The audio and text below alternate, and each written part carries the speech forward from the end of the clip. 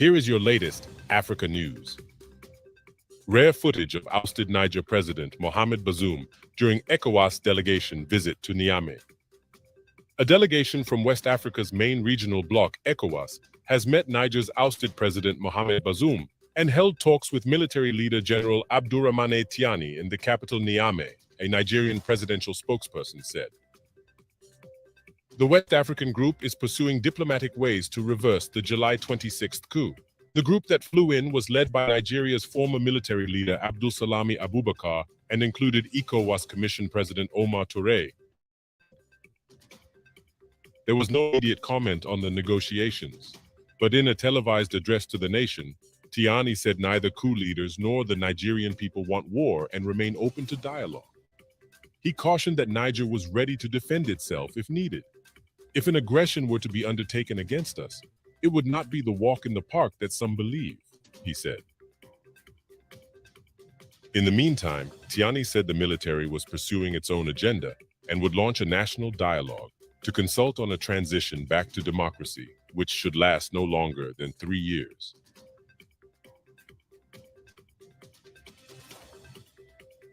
Let us know in the comments below if you found this video informative. Please show your support by liking and sharing this video for the YouTube algorithm. Don't forget to subscribe and hit the notification bell to receive updates on our latest videos. And always remember, Africa is watching. Here is your latest Africa news. Security measures tightened in Johannesburg, South Africa ahead of the 15th BRICS summit.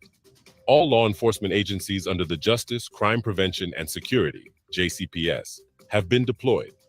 Make South Africa safe, otherwise make the world that is descending here, which is 40% of the world descending in South Africa, to say indeed, South Africa is a place to be, not only now, but far beyond the BRICS and other events that might be here for us, but make South Africa the home of the world. You are instructed. This place, from now on until the last day of BRICS, is the home of the world. So make the world feel welcome, make the world comfortable, make the world safe. That puts all together our visitors, the guests, and South Africans. That is in your hands. The meeting in Johannesburg of BRICS nations, Brazil, Russia, India, China, and South Africa, will seek to widen their influence and push for a shift in global geopolitics. More than 40 foreign heads of state will participate in the BRICS summit to be held in Johannesburg on August 22nd to the 24th. According to South African Minister of International Relations and Cooperation Naledi Pandor, the BRICS leaders will discuss the issue of the organization's expansion at the summit. She revealed that 23 countries have submitted formal applications to join the group. Let us know in the comments below if you found this video informative. Please show your support by liking and sharing this video for the YouTube algorithm. Don't forget to subscribe and hit the notification bell to receive updates on our latest videos. And always remember, Africa is watching. My point is, we're involved there because we built an airstrip in Niger and we marched in there to defeat Islamists. The truth is, there weren't very many Islamists until we showed up. Now there are lots of Islamists. What's wrong with that picture? And now it turns out the whole population, in addition to hating the French, has decided they hate us. Welcome to Candid Africa. And nobody ever bothers to stand up and say, why? What are we doing this for? You just look at what's happening in Africa. Niger decided they'd had enough of their French overlords. You know, the French retained ownership of virtually 50% of everything of value in their colonies in Afrique du Nord. Now, that's French business. Whatever the French want to do, it's fine with me.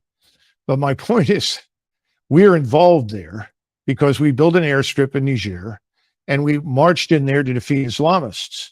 The truth is, there weren't very many Islamists until we showed up.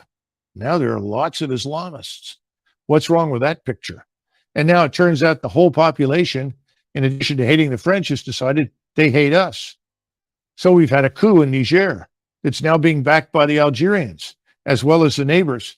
And people are saying, well, We trained them. We gave them assistance, and they're turning on us. Oh, it must be the Wagner mercenaries. There aren't any Wagner mercenaries in the place. In other words, that we may have gone in there and blown it on our own, made mistakes of our own, backed the wrong horse, whatever you want to call it, doesn't occur to anybody. Well, it must be those Russians, or maybe those pesky Chinese. We have this unfortunate habit of seeing ourselves as always wearing the white hat, always doing everything right, and we miss the truth. And the truth is, soldiers, sailors, air Marines do what they're told. They'll go wherever you ask them to go. They'll put their lives on the line. But it doesn't always make sense. And sometimes it may be for profit, not for national interest, not for the interests of the American people. And that's the problem. And no one's been watching this thing. They see the flag, everybody salutes, everybody listens to the music, everyone's enthralled. But the old 500 horsepower engine is gone. We're down to 100 horsepower, and the 100 horsepower engine is trying to make it all over the world. It's not going very well. There we have it. That has been our candid speech for today. Please feel free to give your opinions in the descriptions below. On this show, we don't tell you how to think or manipulate you. Everybody is open to air the opinion, what you think about the speech. Did you love it? Did you like it? Do you disagree with it? Do you agree with it? Please let us know in the comments below. That's important. Discussing these issues is very important. So now with that said, please make sure to like, subscribe, and hit the notification bell. Share this video with friends and family. It's the best way for YouTube to spread this video further, okay? So it's been me, Mikey Mushi from Tonacheki. And always remember, Africa is watching. Here is your latest BRICS and Africa Summit news. The Association of Five Nations has established itself on the international stage as a respected entity and has been consistently strengthening its standing in international affairs. BRICS has been following a forward-looking strategic course, which meets the aspirations of a significant portion of the international community, the so-called global majority. By acting in a coordinated manner and based on the principles of equality, supporting each other as partners and taking each other's interests into account, we tackle the most urgent issues on the global and regional agendas. Importantly, we are all united in our commitment to shaping a multipolar world order with genuine justice, based on the international law and in keeping with the key principles set forth in the UN Charter, including sovereignty and respecting the right of every nation to follow its own development model. We oppose hegemonies of any kind and the exceptional status that some countries aspire to, as well as the new policy it entails, a policy of continued neocolonialism. Let me point out that it was the attempts by some countries to preserve their global hegemony that paved the way to the deep crisis in Ukraine. Stopping the war unleashed by the West and its satellites in Ukraine against the people of Donbass is the only thing that defines our actions in Ukraine. We are grateful to our BRICS colleagues who are active in trying to end this situation and achieve a just settlement by peaceful means. The partner countries are successfully implementing their strategy for BRICS Economic Partnership 2025.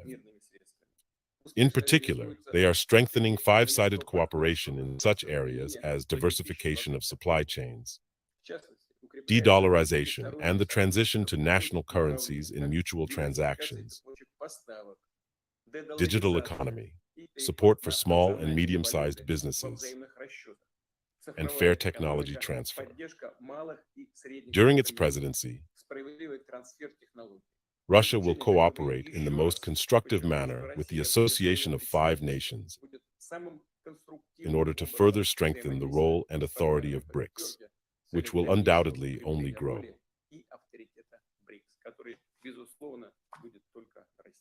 And we thank you also for the recognition of the efforts that are being made by a number of BRICS countries to bring about a peaceful end to the conflict between Ukraine and Russia,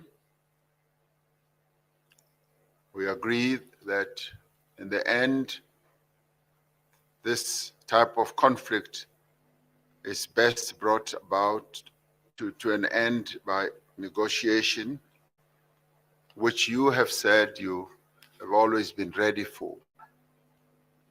The BRICS members will continue to be supportive of various efforts to bring this conflict to an end through dialogue, mediation, and negotiation.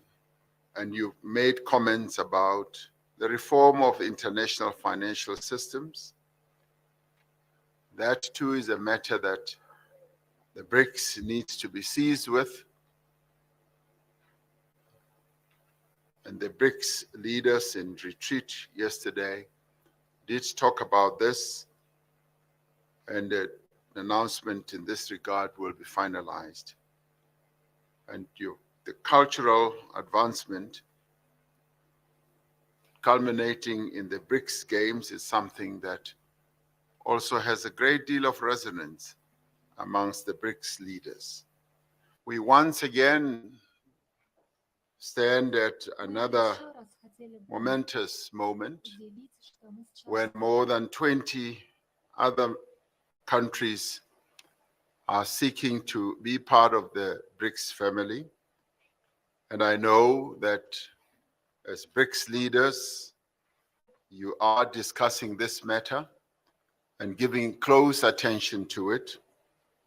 And you will need to make your decisions known that the BRICS needs to be seized with. BRICS and Africa, Partnership for Mutually Accelerated Growth, Sustainable Development, and Inclusive Multilateralism. Tune in to Tuna Cheki for the live coverage of the 15th BRICS Summit in South Africa from the 22nd, 24th of August 2023. Please subscribe so you don't miss any of the action. Here is your latest BRICS and Africa Summit news. We, India, proposed G20 membership for African Union countries. I am confident that all the BRICS partners are with the G20, and everyone will support our proposal. All these efforts, by giving them a special place in BRICS, will give self-confidence to countries of the Global South.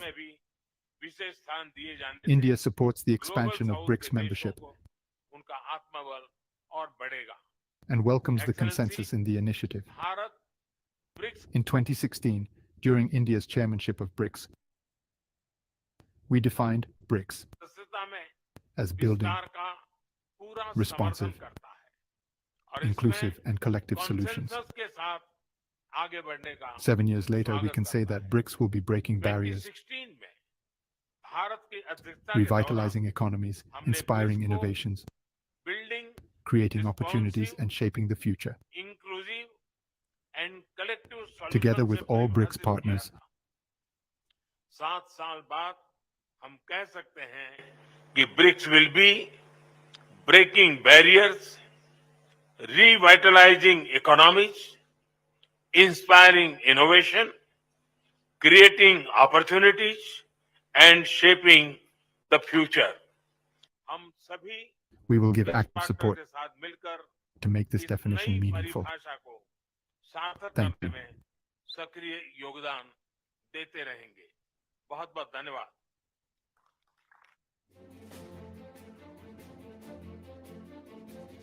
BRICS and Africa, Partnership for Mutually Accelerated Growth, Sustainable Development, and Inclusive Multilateralism. Tune in to Tuna Cheki for the live coverage of the 15th BRICS Summit in South Africa from the 22nd, 24th of August 2023. Please subscribe so you don't miss any of the action. Here is your latest Africa news. Wagner boss Prigozhin dies in plane crash. Just days after appearing in Africa viral video. Yevgeny Prigozhin, the leader of Wagner Group, has lost his life in a plane crash, just days after sharing a viral video from Africa.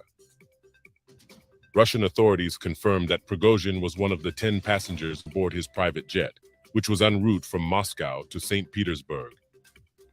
Russia's Federal Air Transport Agency has initiated an investigation into the plane crash involving an Embraer aircraft in the Tver region earlier this evening.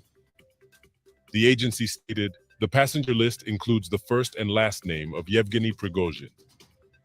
Just days before the incident, Wagner boss Yevgeny Prigozhin had posted a video, marking his first appearance since leading a brief rebellion in Russia. The video was circulated on Telegram channels affiliated with the Wagner group and depicted Prigozhin in an African desert setting, dressed in camouflage attire and holding a rifle. The footage showcased additional armed individuals and a pickup truck in the background. In the posted clip from Monday, the warlord indicated his presence on the African continent, mentioning that the temperature is plus 50 degrees Celsius. He highlighted Wagner's engagement in reconnaissance and search operations, aiming to elevate Russia's influence across all continents and promote greater freedom in Africa.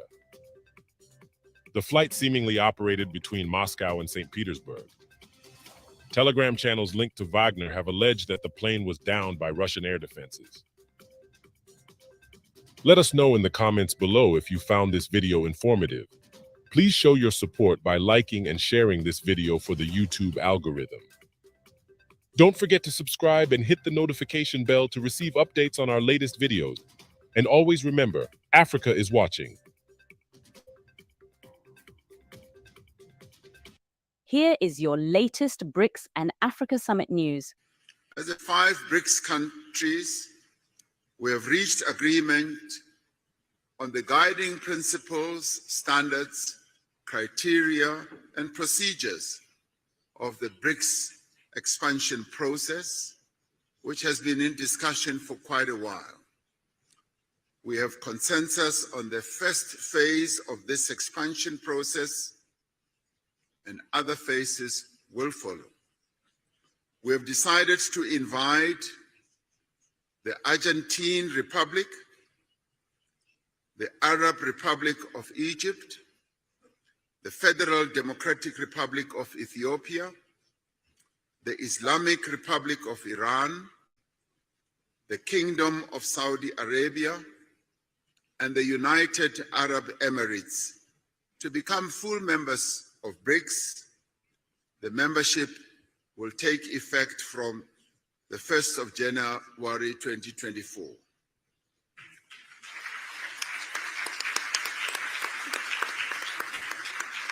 Thank you very much.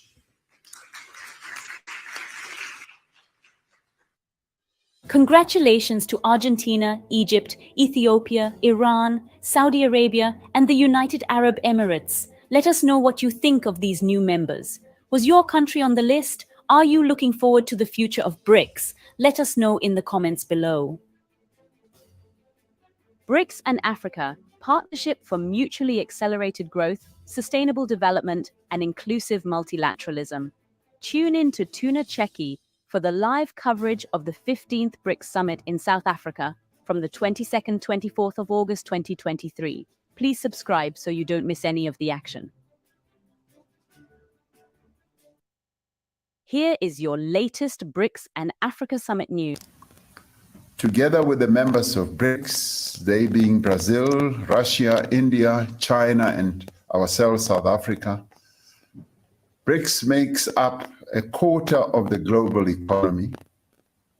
It accounts for 1/5 of global trade and is home to more than 40% of the world's population.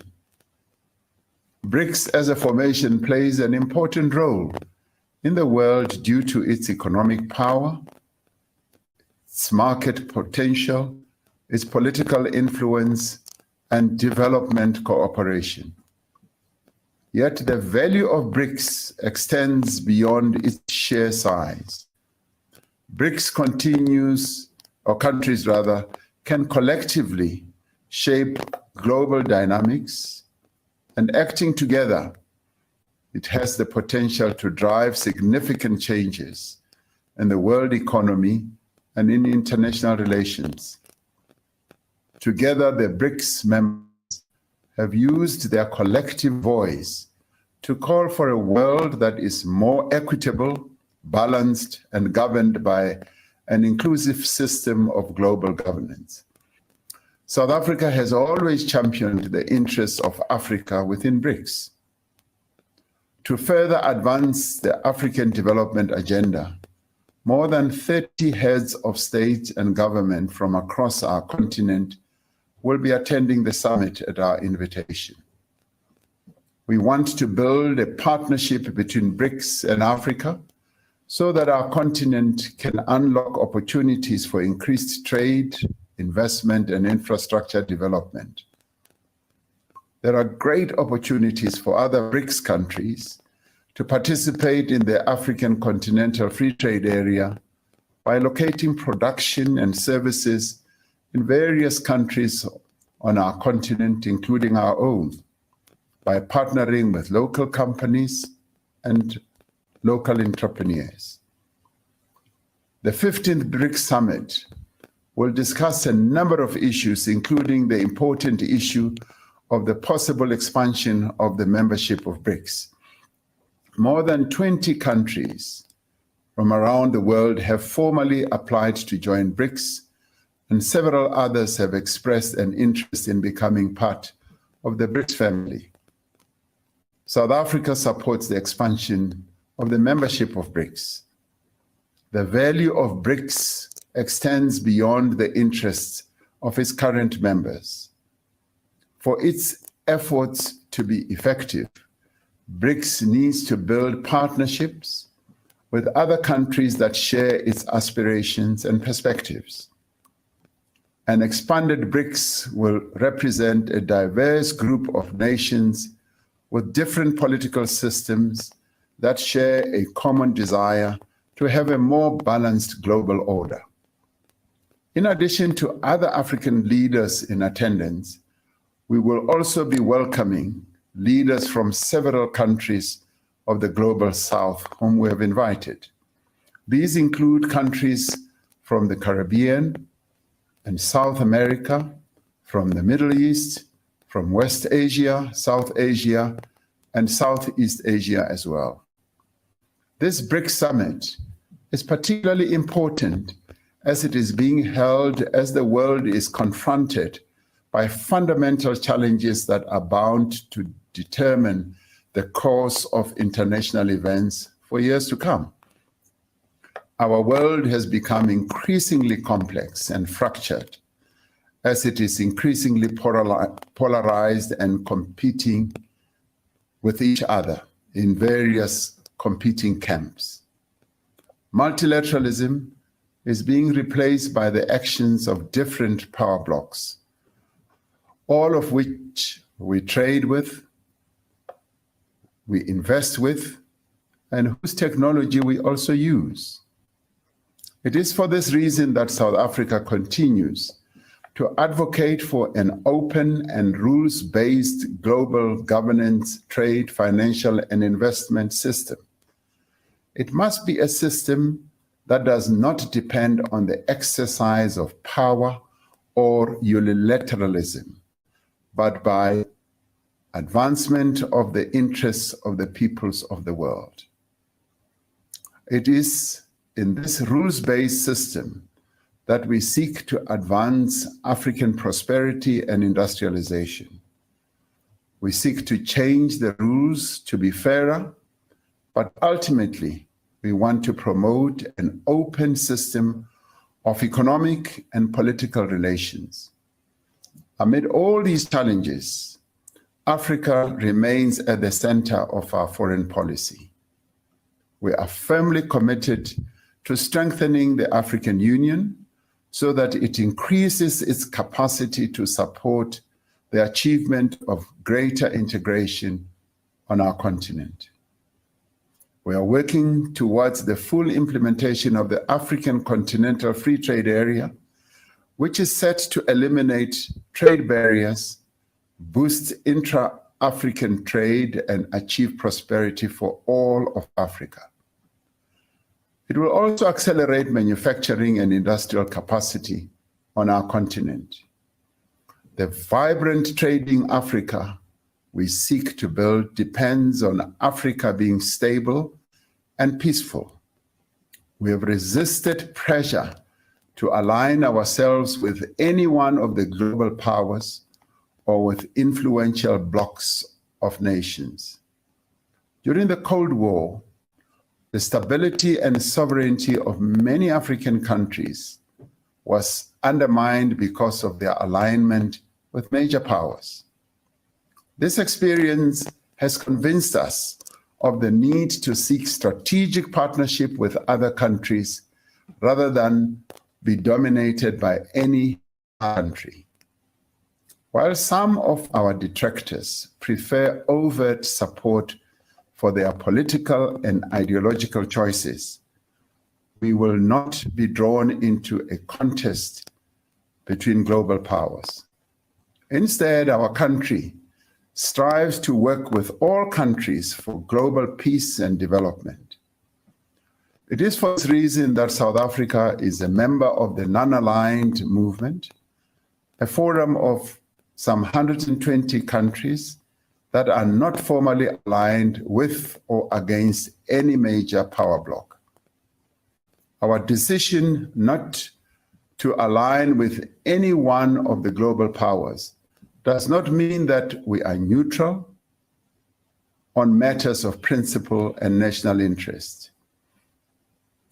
Our non-aligned position exists alongside our active support for the struggles of the oppressed and marginalized people in different parts of the world. We have always believed that the freedom that we won and the international solidarity from which we benefited immensely imposes a duty on us to support the struggles of those who continue to experience colonialism and racial oppression. That is why we will continue to support the struggles of the people of Palestine and Western Sahara. We are fully committed to the articles of the United Nations Charter, including the principle that all members shall settle their international disputes by peaceful means. More recently, we participated in the African Peace Initiative to seek peace in the Ukraine and Russia conflict. Through this African Peace Initiative, our country continues to be involved in processes to ensure that the children who were removed from their homes in Ukraine are returned to their families, and that the prisoners of war on both sides are exchanged.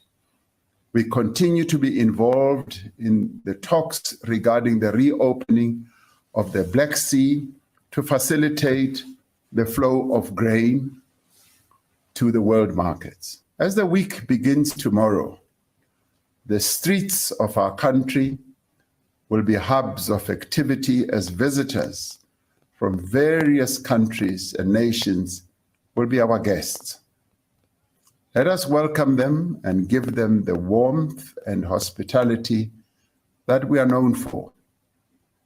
A number of those people may choose to stay for a few days beyond the summit to visit various beautiful parts of our country. And I call on all of us to show them the very best of South African Ubuntu as they go around our country.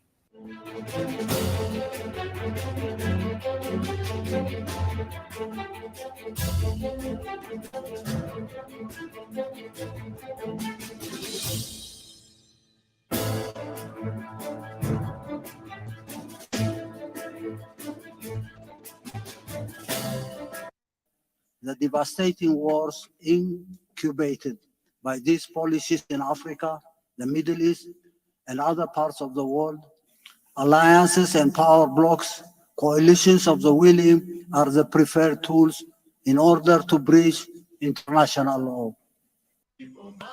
Welcome to Candid Africa. Exceptionalism, or Pax Americana, has unleashed malaise that have gravely impaired global progress for almost a century now. Bipolarity ushered in after the end of the Second World War, and attempts to impose unipolarity in its sequel in the past 30 years have resulted in endless spiral of conflicts and perpetual instability. Opportunities for global progress meaningful participation between nations and peoples based on inherent commonality of interests and aspirations, social harmony within societies that depend on fair access to and distribution of the national pie have been squandered. This, in spite of mankind's exponential technological progress in the last 2 centuries, a capability which could have changed the quality of life for all humanity if it were seen, indeed as it should, in purely ethical terms, as a common public good. For unbridled escalation of the war in Ukraine, led by the United States and NATO, is fraught with consequences that are ghastly to contemplate. Yet, the United States and its allies continue to doggedly pursue this perilous path in a desperate attempt to turn back the clock of history and assert what they term as their unassailable global superiority and dominance. Differences of scale aside, the devastating wars incubated by these policies in Africa, the Middle East, and other parts of the world, alliances and power blocks, coalitions of the willing are the preferred tools in order to breach international law. Illegal and unilateral sanctions. There we have it. That has been our candid speech for today. Please feel free to give your opinions in the descriptions below. On this show, we don't tell you how to think or manipulate you. Everybody is open to air the opinion, what you think about the speech. Did you love it? Did you like it? Do you disagree with it? Do you agree with it? Please let us know in the comments below. That's important. Discussing these issues is very important. So now with that said, please make sure to like, subscribe, and hit the notification bell. Share this video with friends and family. It's the best way for YouTube to spread this video further, okay? So it's been me, Mikey Mushi from Tunacheki. And always remember, Africa is watching. We see this as a rare opportunity to address the challenges we've kept on talking about for a long time and on many platforms. One, that we need to reform the global order. Welcome to Candid Africa. First, let me congratulate President Ramaphosa for hosting this BRICS summit and inviting many of us to the summit. Thank you, President Ramaphosa. I also wish to effectively and firmly endorse the importance of this summit in providing us with an enhanced opportunity to work with the BRICS countries to be able to support our developmental agendas in our individual countries, regions, continent of Africa, and elsewhere. Mr. Chairman, we wish to express our appreciation that this forum provides to enhancing our partnership and in fostering development, as I said. And because of the importance of this platform, Mr. Chair, I simply want to express what we believe are critical. As Zambia, COMESA countries, we see this as a rare opportunity to address the challenges we've kept on talking about for a long time and on many platforms. One, that we need to reform the global order, in particular to address the inequities associated with critical ingredients to development, such as capital. The cost of capital is what I'm talking about. Africa, as we have already acknowledged, pays a higher cost of capital than any other on the globe. Certainly, the BRICS platform could and should be used to work through, to expedite the reform processes around this issue, which is inhibiting development, which our young populations much need to create opportunities for education, health, business, work, as it were, and other life-improving activities. Secondly, Mr. Chairman, to address access to technology access to technology, so we can then engage in the genuine and mutually beneficial partnerships, which we keep talking about all the time. Partnership that would deliver value for all our economies, our regions, continent of Africa, as well as obviously contribute positively to world global economic success, which is important because global success, Mr. Chairman, cannot be talked about in isolation. You can't call a global success to be there or delivered when a lot of countries are left behind, yet they're richly endowed with resources. So when we look at these opportunities, we look at the total resource envelopes that we all bring to the table: capital at a fair price, technology, cost at a fair price, but also the resource endowments such as critical minerals that are important to the industry of the future, EV industry, for example. So one of the things, Mr. Chairman, that we would like as Zambia, as COMESA Africa, to endorse firmly is that as the BRICS nations look to enhance relationships with us in Africa and elsewhere, Asia, elsewhere, South America, the Global South, if I may say, we need to consciously agree that relationships must be structured in a manner that allows enhancement of domestic economic growth of those that are associated with the BRICS, and also using BRICS, Mr. Chairman, as an opportunity to correct the relationships that were structured wrongly with the old order. That old order, which we are now talking about reforming, we now have an opportunity under the BRICS platform to enter in those relationships in a reformed manner. That, for example, ensures that when we exploit resources, we must invest in value addition in the host countries where those resources are located. It benefits the investors, collective basket of investors. It creates opportunities for our young African population, and invariably, Mr. Chairman, delivers an opportunity to stabilize Africa, political, civil stability, which is important.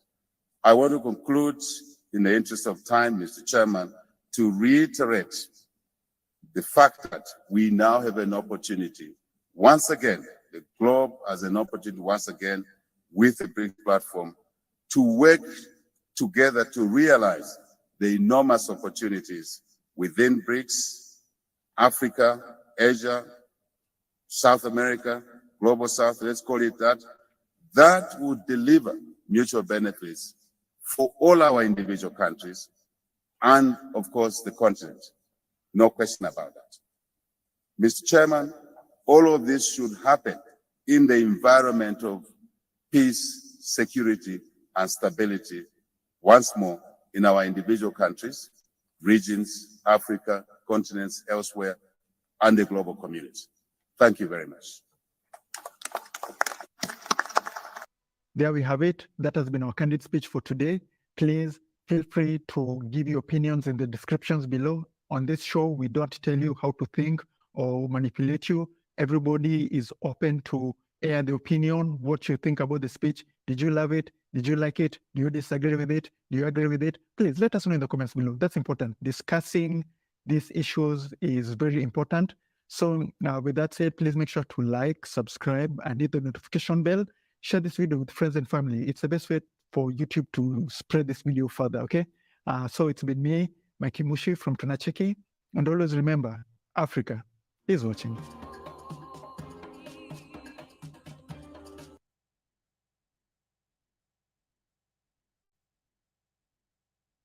Here is your latest Africa news.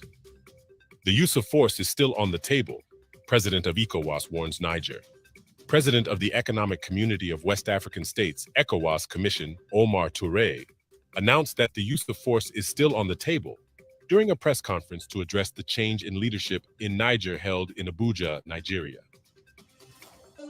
The use of force is still on the table, as provided for by ECOWAS instruments.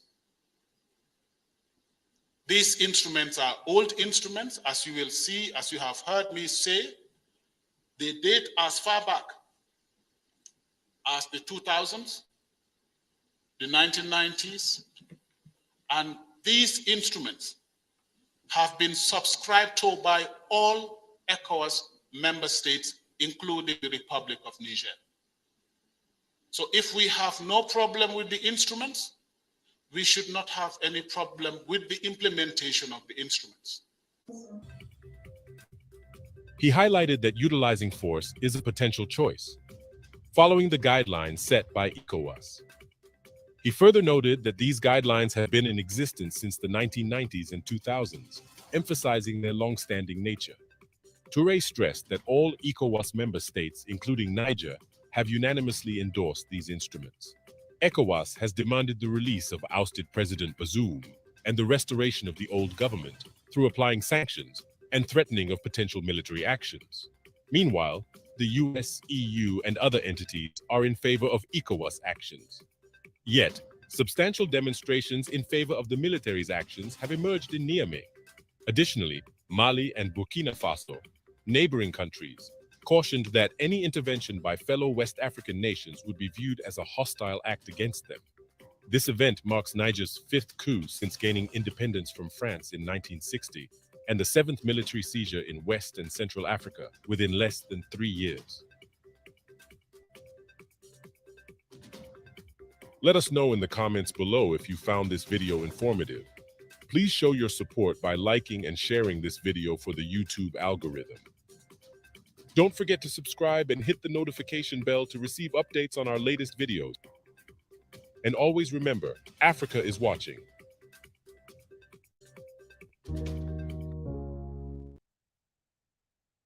In the annals of Burkina Faso's history, a new figure has emerged in the form of Ibrahim Traoré, drawing comparisons to the iconic revolutionary leader, Thomas Sankara. Ibrahim Traoré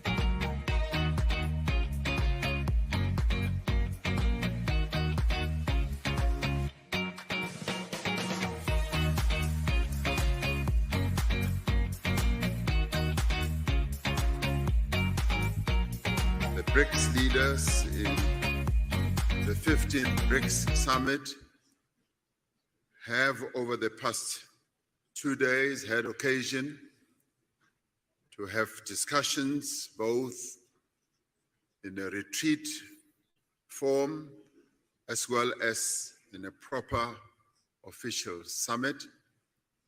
And in the course of those discussions, have reached a conclusion to adopt the Johannesburg II Declaration as a declaration that encompasses and covers the various issues that the leaders had to decide on. These matters have been in discussion for over a year in various iterations and meetings being prepared by our Sherpas and ministers in various meetings. And in the end, the declaration has now been adopted as Declaration 2, Johannesburg Declaration 2, and is adopted. And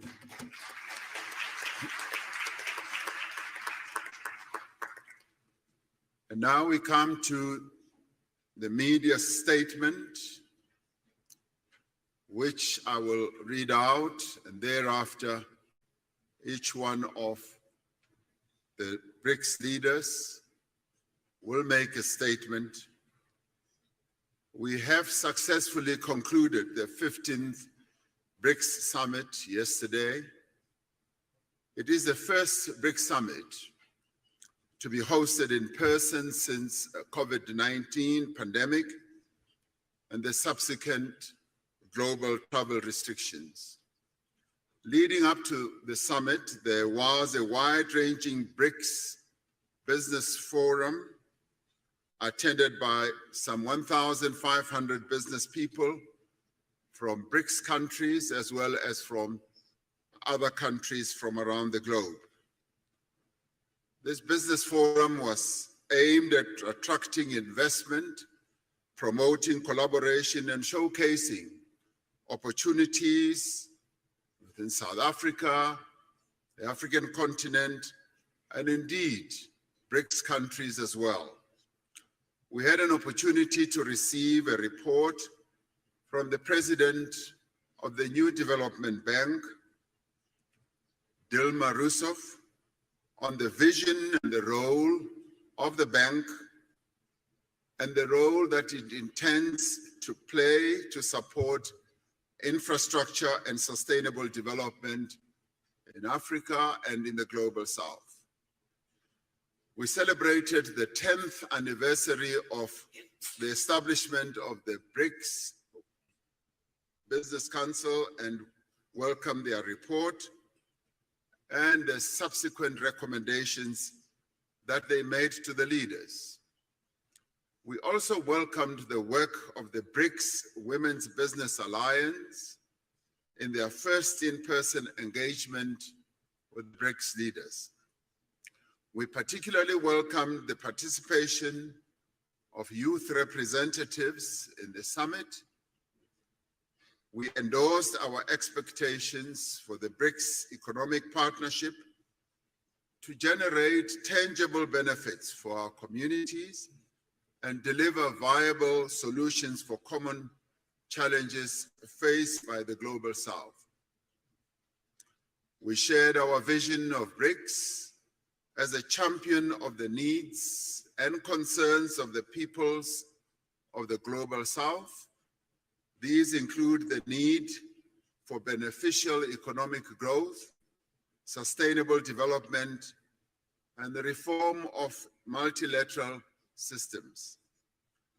We reiterate our commitment to inclusive multilateralism and upholding international law, including the purposes and principles enshrined in the United Nations Charter. We are concerned about ongoing conflicts in many parts of the world. We stress our commitment to the peaceful resolution of differences and disputes through dialogue and inclusive consultation. The summit noted that an unbalanced recovery from the hardships of COVID-19 pandemic is exacerbating inequality across the world. We encourage multilateral financial institutions and international organizations to play a constructive role in building global consensus on economic policies. We have noted that there is global momentum for the use of local currencies, alternative financial arrangements, and alternative payment systems. As BRICS, we are ready to explore opportunities for improving the stability, reliability, and fairness of the global financial architecture. In this regard, BRICS leaders have tasked their finance ministers and central bank governors, as appropriate, to consider the issue of local currencies, payment instruments, and platforms, and to report back to the BRICS leaders by the next summit.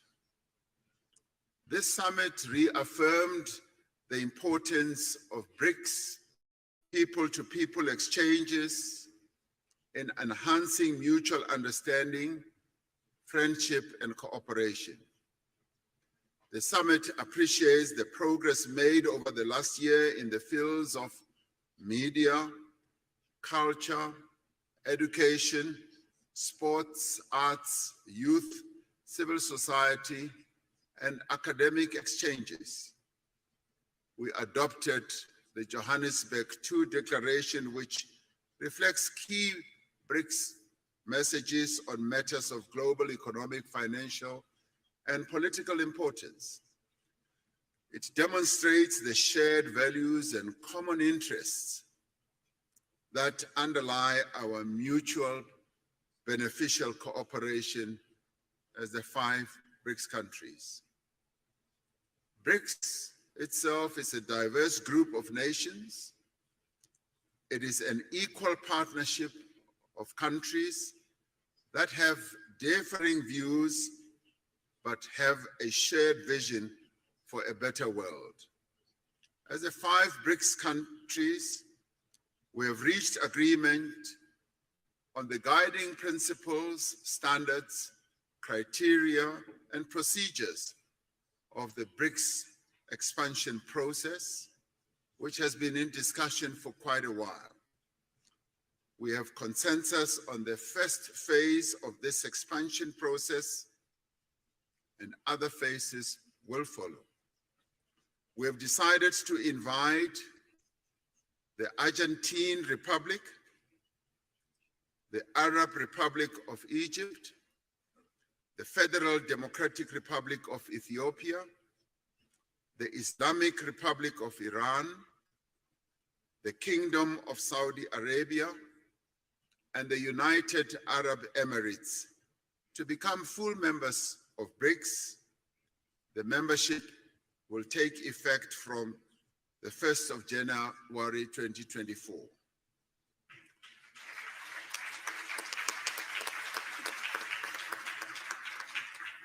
We value the interests of other countries in building a partnership with BRICS. We have tasked our foreign ministers to further develop the BRICS partner country model and a list of prospective partner countries and report by the next summit.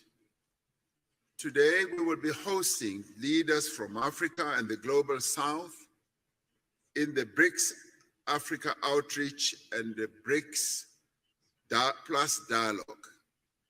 This is so that we can have an inclusive dialogue on key issues affecting developing economies and identify actions that we can take together towards a more equitable, inclusive, and representative world. May I conclude by thanking the leaders of Brazil, Russia, India, and China, together with their delegations, for participating in this most successful 15th BRICS Summit held in Johannesburg, South Africa. Through this summit, BRICS has embarked on a new chapter in its effort to build a world that is fair, a world that is just, a world that is also inclusive and prosperous. I thank you. I'm now going to ask President Lula da Silva, President of Brazil, to be the first to speak, and thereafter I'll ask the others to follow. Thank you very much.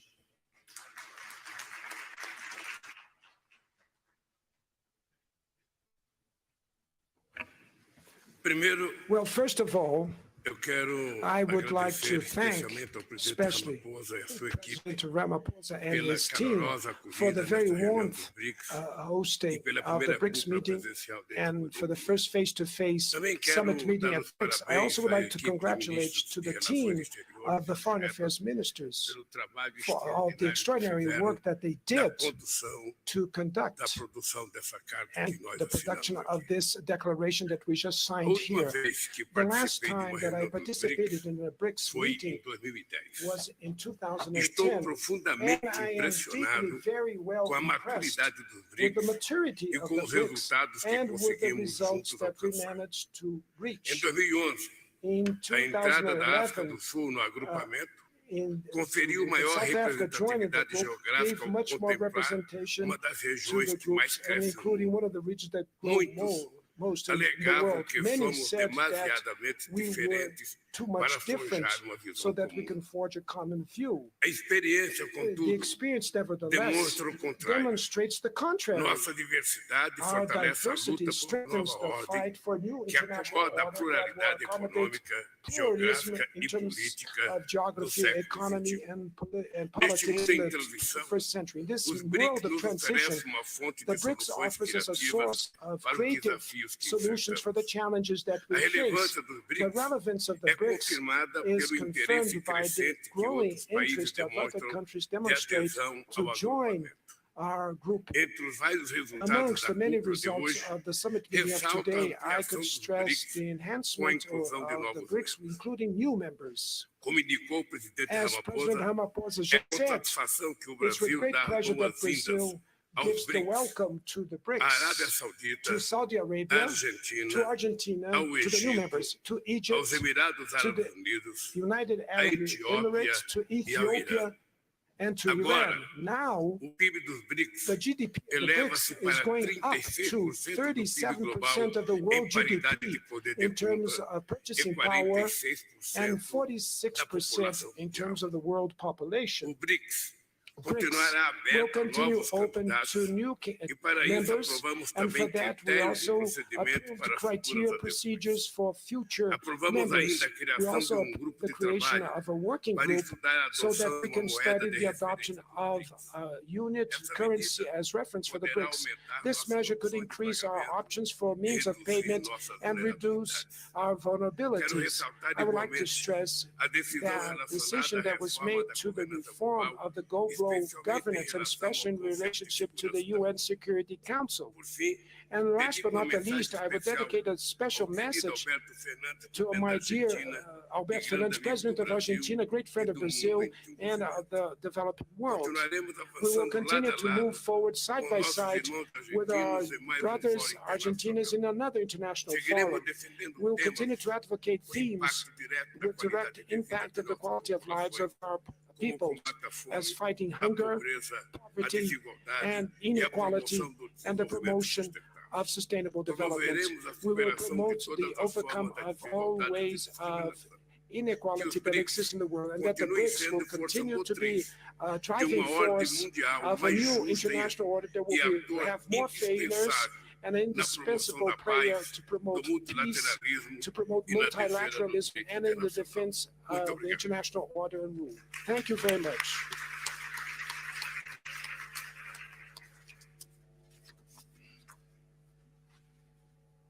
Thank you.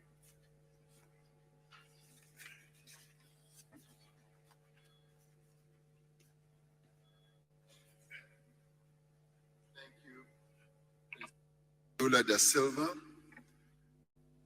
for your statement. It now gives me a privilege to ask President Vladimir Putin, President of the Russian Federation, to speak.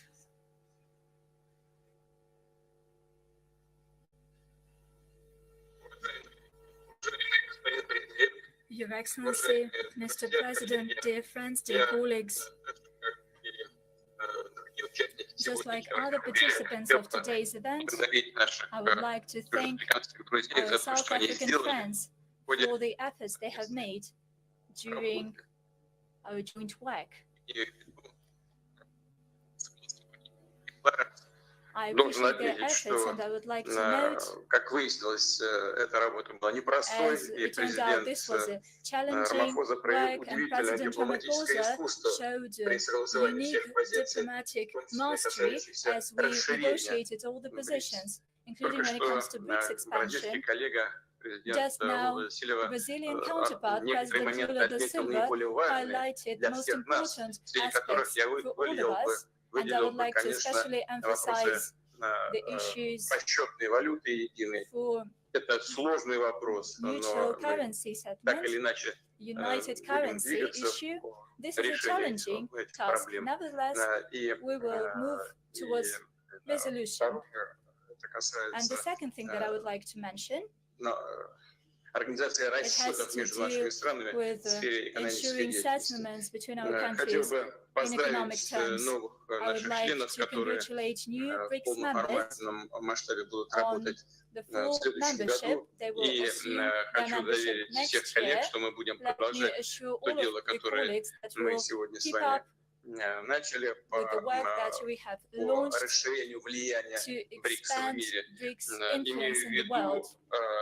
Namely, I mean ensuring practical collaboration with new BRICS members and with those who will be working with BRICS within the outreach format, with our partners who pay attention to cooperation with our group and that are willing to work with us. We really appreciate and respect that, and we will definitely ensure a smooth work. Certainly, we will consult with all the colleagues on how to best arrange this work during discussions at the level of foreign ministers and other agencies. We will establish the relevant rules and procedures so that the role and importance of BRICS in the world continue to grow. Thanks a lot.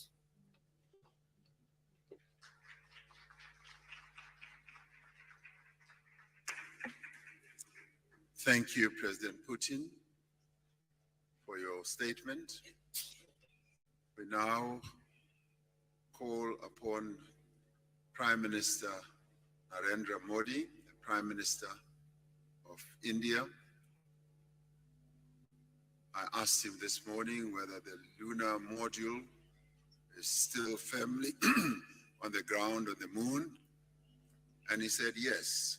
So yesterday we congratulated India for landing a lunar module on the moon. So maybe he'll be outlining the scientific aspects of how the lunar module is going to proceed forward. Prime Minister.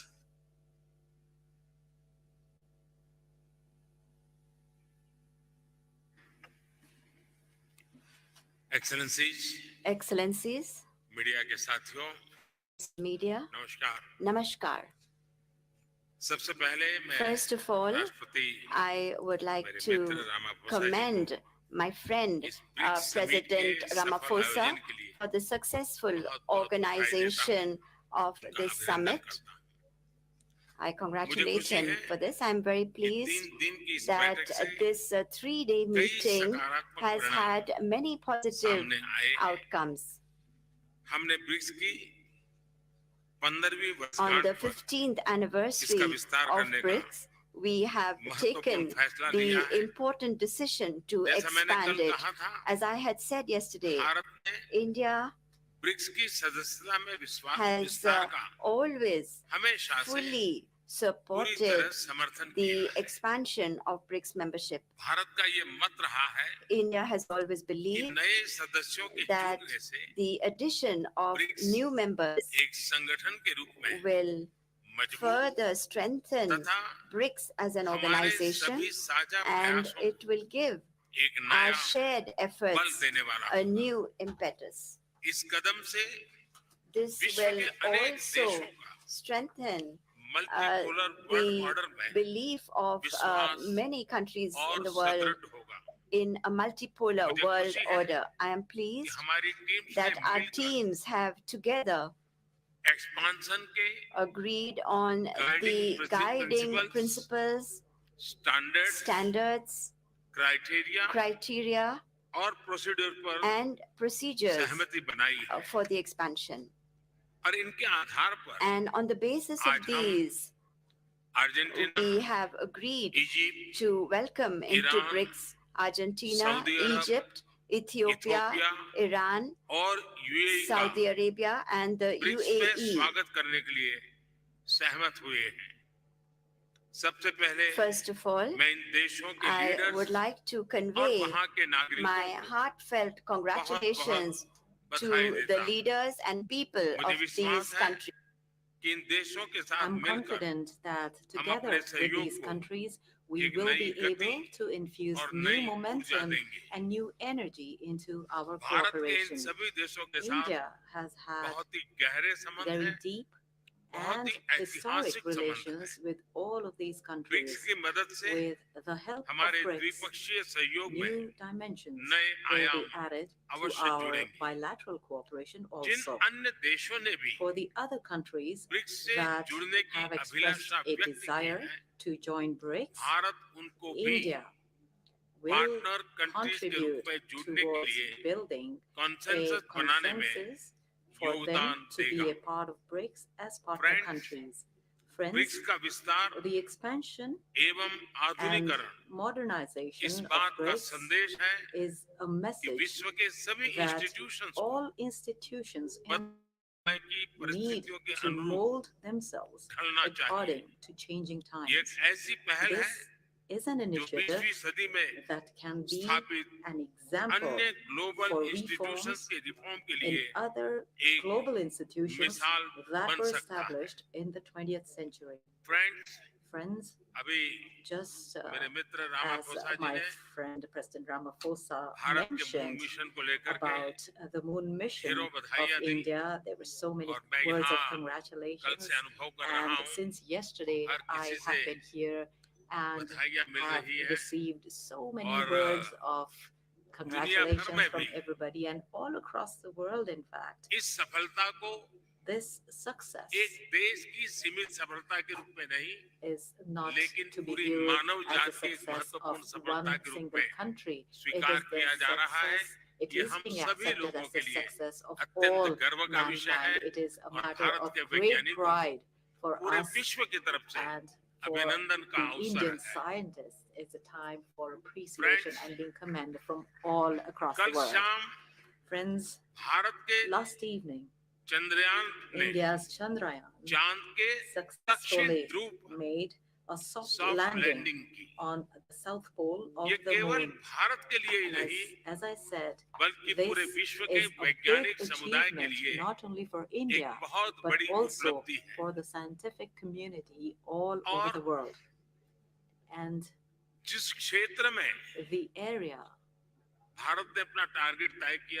which was identified as a target by India is an area where no efforts were made for landing so far. And this effort has been successful. In fact, the terrain is very difficult and science was able to lead us to that terrain. So I believe that the success of science is the success of our scientists. On this very historic occasion, I have received, India has received, Indian scientists have received, and the entire scientific world of the entire world has received congratulatory messages and notes. I would like to thank all of you, not only from myself, but from all Indians, and also on behalf of the scientists, of my Indian scientists. Thank you very much. It now gives, thank you very much, Prime Minister Modi. It now gives me the pleasure to ask President Xi Jinping, President of the People's Republic of China, to make his statement.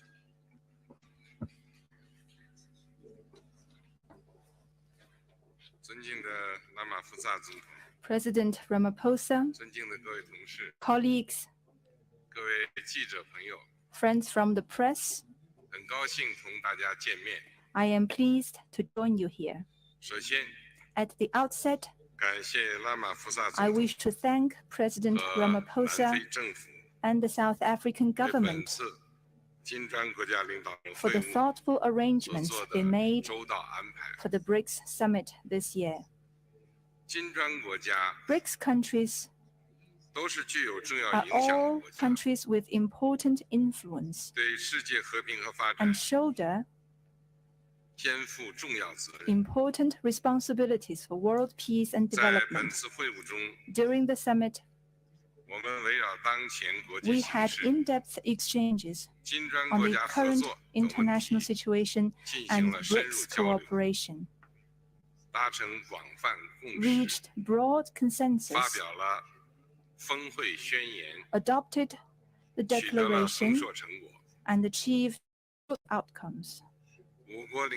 Leaders of the 5 countries unanimously agreed to invite Saudi Arabia, Egypt, the United Arab Emirates, Argentina, Iran, and Ethiopia to the BRICS family as official members. China congratulates these countries and highly appreciates the efforts made by our chair, South Africa, and President Ramaphosa. This membership expansion is historic. It shows the determination of BRICS countries for unity and cooperation with the broader developing countries. It meets the expectation of the international community and the common interests of emerging market countries and developing countries. The expansion is also a new starting point for BRICS cooperation. It will bring new vigor to the BRICS cooperation mechanism, further strengthen the force for world peace and development. I am confident as long as we work with a common purpose, there's a lot that BRICS cooperation can achieve, and the future will be bright for BRICS countries. Let us work together to write a new chapter of emerging market countries and developing countries working together in unity for development. Thank you.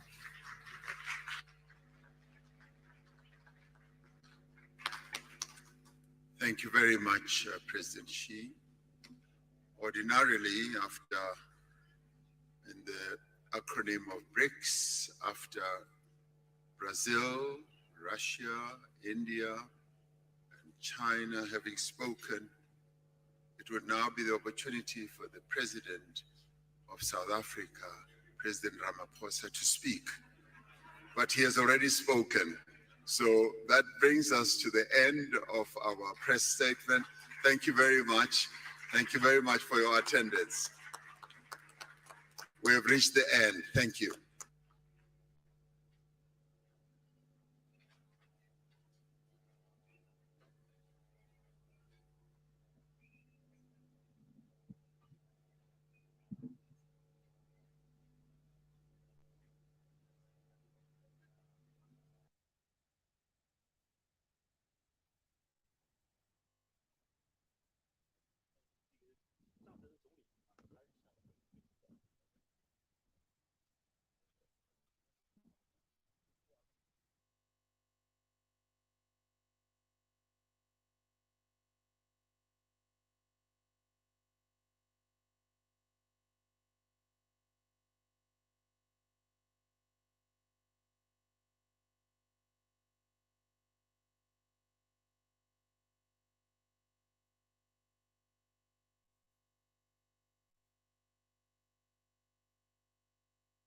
United Nations.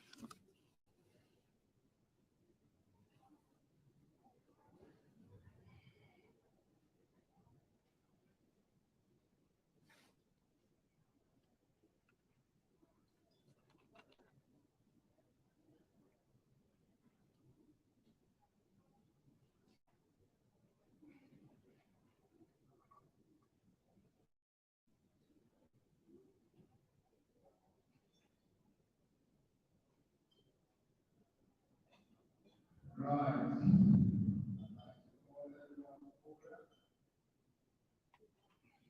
that we can commence with our business, let us take our seats.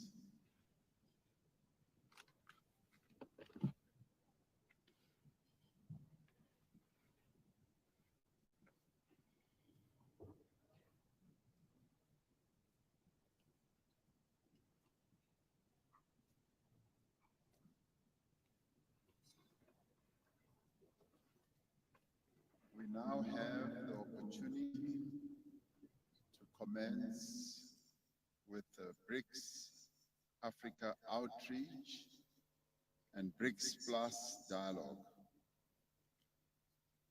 Would like to thank you all for being here. I will make my opening remarks, and thereafter, in the order of the letters of BRICS, I will allow the other BRICS leaders to speak as well. Your Excellency, Mr. Antonio Guterres, Secretary General of the United Nations, Your Excellency, President Azali Assoumani, President of the Union of the Comoros and Chair of the African Union, Your Excellencies, leaders of BRICS nations, Excellencies, leaders of Africa and the Global South leaders, leaders of regional institutions, honorable ministers, Deputy President of the Republic of South Africa, Paul Mashatile. It is a great honor to welcome you all to South Africa for the BRICS Outreach and BRICS Plus dialogue. When reflecting on the purpose and the role of BRICS in the world today, we recall the Bandung Conference of 1955, when Asian and African nations demanded a greater voice for the developing countries in world affairs. The conference called for the recognition of the equality of all nations, both large and small. We still share that common vision of a fair and a just world. We still seek to overcome polarity and division. We want a world without barriers between North, South, East, and West. We still seek a world in which we work together, underpinned by mutual respect.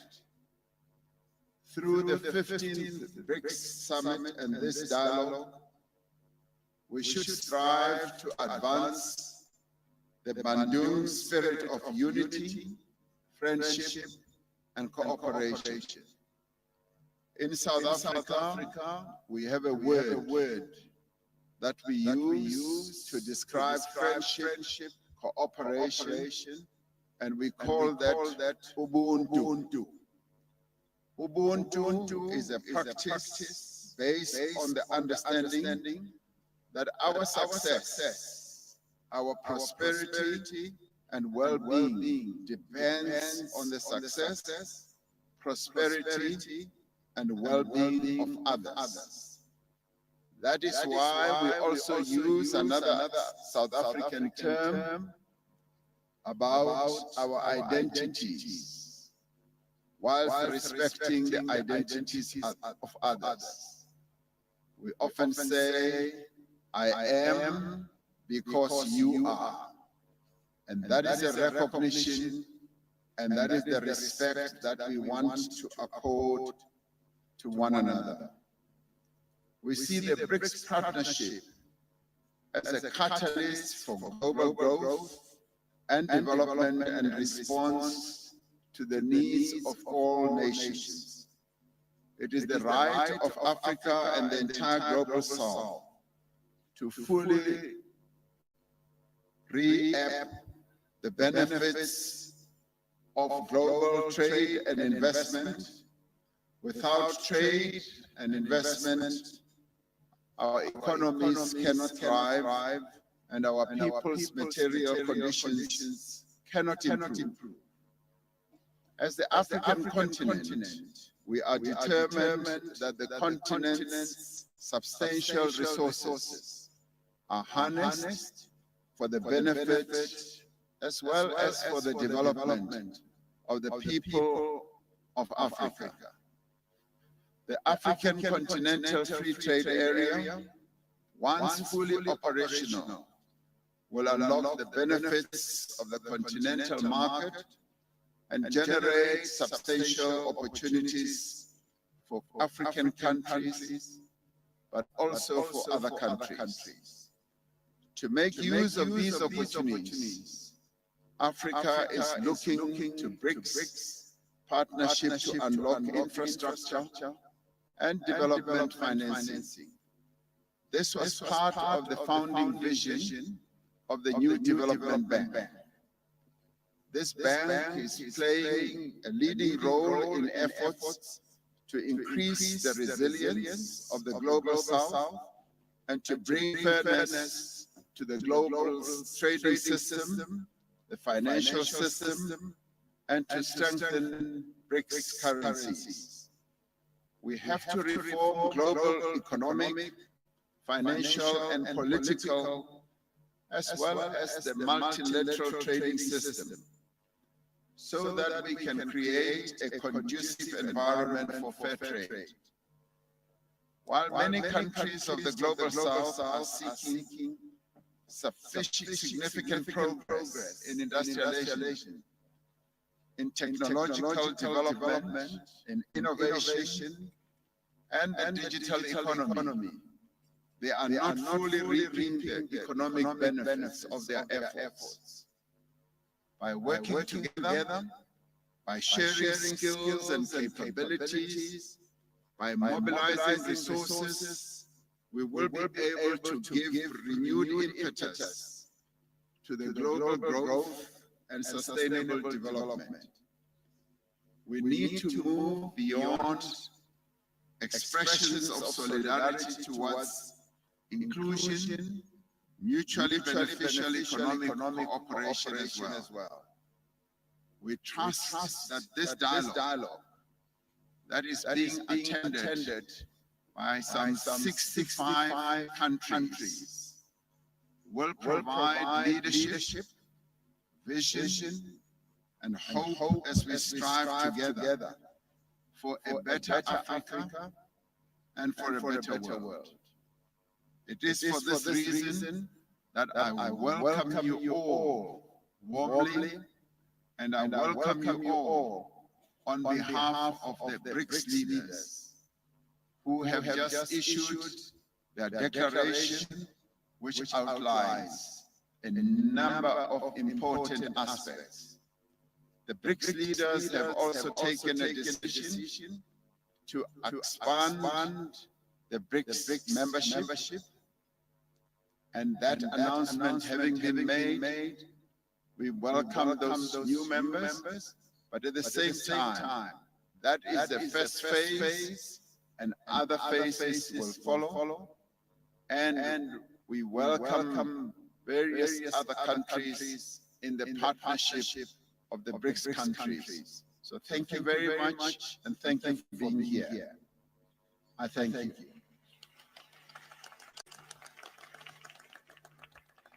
Having done that, I now would like to invite President Lula da Silva, the President of the Republic of Brazil, to take the floor.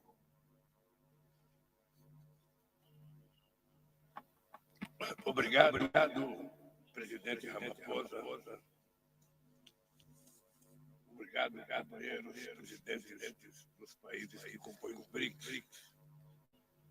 Eu gostaria de cumprimentar o presidente Ramaphosa por dedicar este debate à parceria dos BRICS com o Sul Global, em especial com a África. É hora de revitalizar a cooperação entre os países em desenvolvimento. Vemos hoje o surgimento de novos desafios que se somam aos problemas de longa data.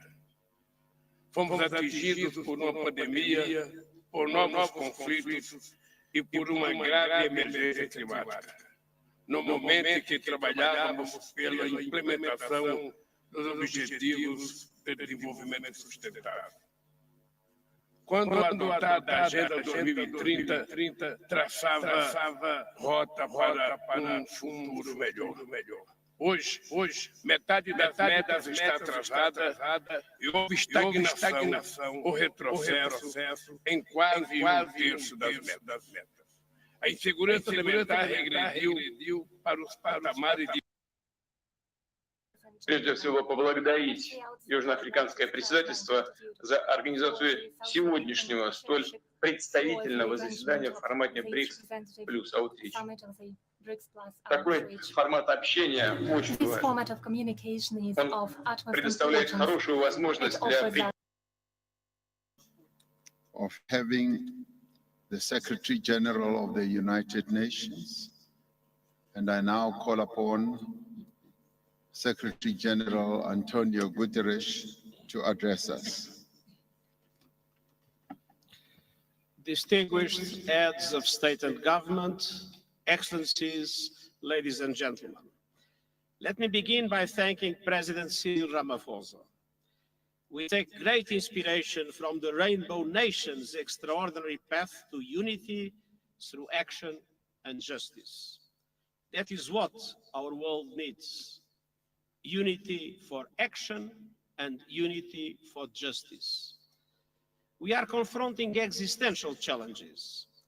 The climate crisis is spiraling out of control. A global cost of living crisis is raging. Poverty, hunger, and inequalities are growing against the objectives of the Agenda 2030 for Sustainable Development. New technologies are raising red flags without a global architecture to deal with them. And geopolitical divides and conflicts are multiplying with profound global implications, especially the impacts from the Russian invasion of Ukraine. Excellencies, we are moving towards a multipolar world, and that is a positive thing. But multipolarity in itself is not enough to guarantee a peaceful or just global community. To be a factor of peace, equity, and justice in international relations, multipolarity must be supported by strong and effective multilateral institutions. Look no further than the situation in Europe at the dawn of the last century. Europe was multipolar, but it lacked strong multilateral mechanisms, and the result was World War I. As the global community moves towards multipolarity, we desperately need, and I have been vigorously advocating for, a strengthened and reformed multilateral architecture based on the UN Charter and international law. Today's global governance structures reflect yesterday's world. They were largely created in the aftermath of World War II, when many African countries were still ruled by colonial powers and were not even at the table. And this is particularly true of the Security Council of the United Nations and the Bretton Woods institutions. For multilateral institutions to remain truly universal, they must reform to reflect today's power and economic realities, and not the power and economic realities of the post-Second World War. In the absence of such reform, fragmentation is inevitable. And we cannot afford a world with a divided global economy and financial system, with diverging strategies on technology, including artificial intelligence, and with conflicting security frameworks. The IMF estimates that such a fracture could cost 7% of global GDP, a cost that would be disproportionately borne by low-income countries mainly in Africa. And so I've come to Johannesburg with a simple message. In a fracturing world with overwhelming crises, there is simply no alternative to cooperation. We must urgently restore trust and revigorate multilateralism for the 21st century. And this requires the courage to compromise in the reforms that are necessary for the common good. And it requires full respect for the UN Charter, international law, universal values, and all human rights, social, cultural, economic, civil, and political. And it requires much greater solidarity. Of course, none of this is easy, but it is essential. And it is essential especially for Africa. The African continent, a historic victim of slavery and colonialism, continues to confront grave injustices. On average, African countries pay 4 times more for borrowing than the United States and 8 times more than the wealthiest European countries. And African countries accounts for just 4% of global greenhouse gas emissions, but it is an epicenter of climate chaos, suffering disproportionately impacts of climate change. And so looking ahead, I saw 2 priorities for action and justice. First, on the economic front, redesigning today's outdated, dysfunctional, and unfair global financial architecture is essential, but I know it won't happen overnight. Yet we can and must take practical action now.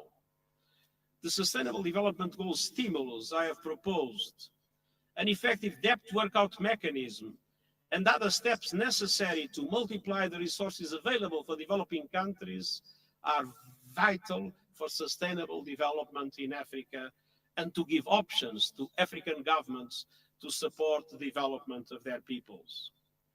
We must also drastically step up climate action and climate justice. I have put forward the Climate Solidarity Pact, in which developed countries provide financial and technical support to help emerging economies in Africa and beyond to promote an equitable and just transition to renewable energy. And I have presented an acceleration agenda to boost these efforts, with developed countries committing to reach net zero emissions as close as possible to 2040 and developing countries as close as possible to 2050.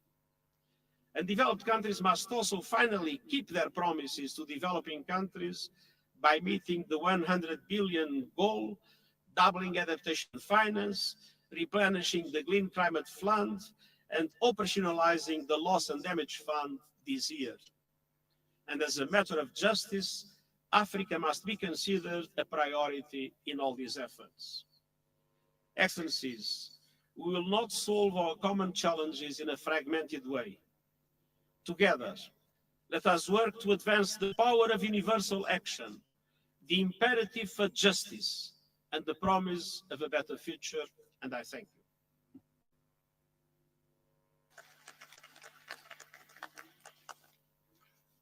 Thank you, Your Excellency, Secretary General of the United Nations. Your Excellencies, there are almost 65 of us. And this forum has been designed so that everyone should be able to make a statement. I will not be making any commentary in between to ensure that we do conserve time. I similarly would like to request that when we speak, we should remind ourselves of the time limit that we have put aside for each one of us to speak. So I do beg for your indulgence in that regard.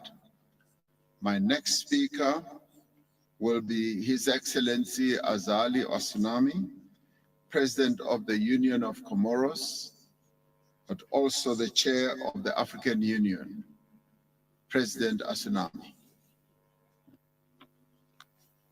Merci beaucoup, Monsieur le Président et chers frères. Monsieur Antonio Guterres, secrétaire général de l'Organisation des Nations Unies, representative of the United Nations, dear colleagues, and then head of the government, all protocol observed, I greet you in the name of God. It's an honor for me to take part in this d'apporter la contribution de l'Union africaine à ces échanges que j'espère fructueux pour l'avenir des pays que nous représentons. Mais permettez-moi, avant d'entrer dans le vif du sujet, d'adresser nos vifs remerciements à notre frère, le président Ramaphosa, au gouvernement et au peuple sud-africain pour l'accueil particulièrement chaleureux qui nous a été réservé à notre arrivée dans ce beau pays.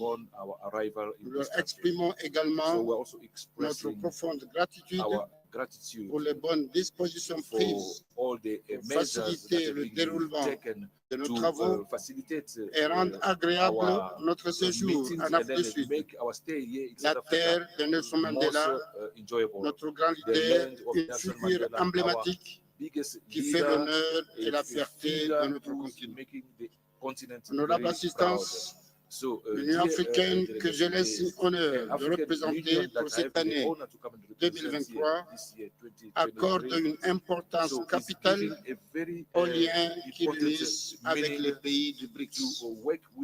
Elle les considère comme une remarquable opportunité pour les deux parties d'explorer ensemble les domaines de coopération qui leur seront mutuellement bénéfiques. Elle se réjouit ainsi de l'expansion du bloc vers les pays du continent africain, une démarche qui devrait contribuer à multiplier les avantages associés à cette coopération. Les capacités variées des BRICS dans des secteurs divers sont un atout important qui favorisera certainement la croissance et le développement du continent africain. Aujourd'hui, l'Afrique est confrontée à un défi à la problématique de l'indépendance alimentaire, ce qui est inadmissible. Puisque notre continent, qui dispose de 65% des terres cultivables, enregistre chaque année un déficit alimentaire de plus de 1 200 milliards de dollars. Cependant, les BRICS, de par leurs compétences multiformes, pourraient aider l'Afrique à accomplir son objectif d'indépendance alimentaire à travers l'acquisition de nouvelles technologies permettant d'améliorer les capacités de la production agricole. L'Afrique est également confrontée à la problématique de son industrialisation, puisque le continent a de grandes réserves mondiales de matières premières, alors qu'il ne dispose malheureusement pas de capacités d'exploitation et de transformation de ces minéraux sur place. Ainsi, une collaboration entre les BRICS et l'Afrique permettrait de développer des unités de production et de transformation dans le cadre d'un vaste programme d'industrialisation qui favoriserait la transition verte.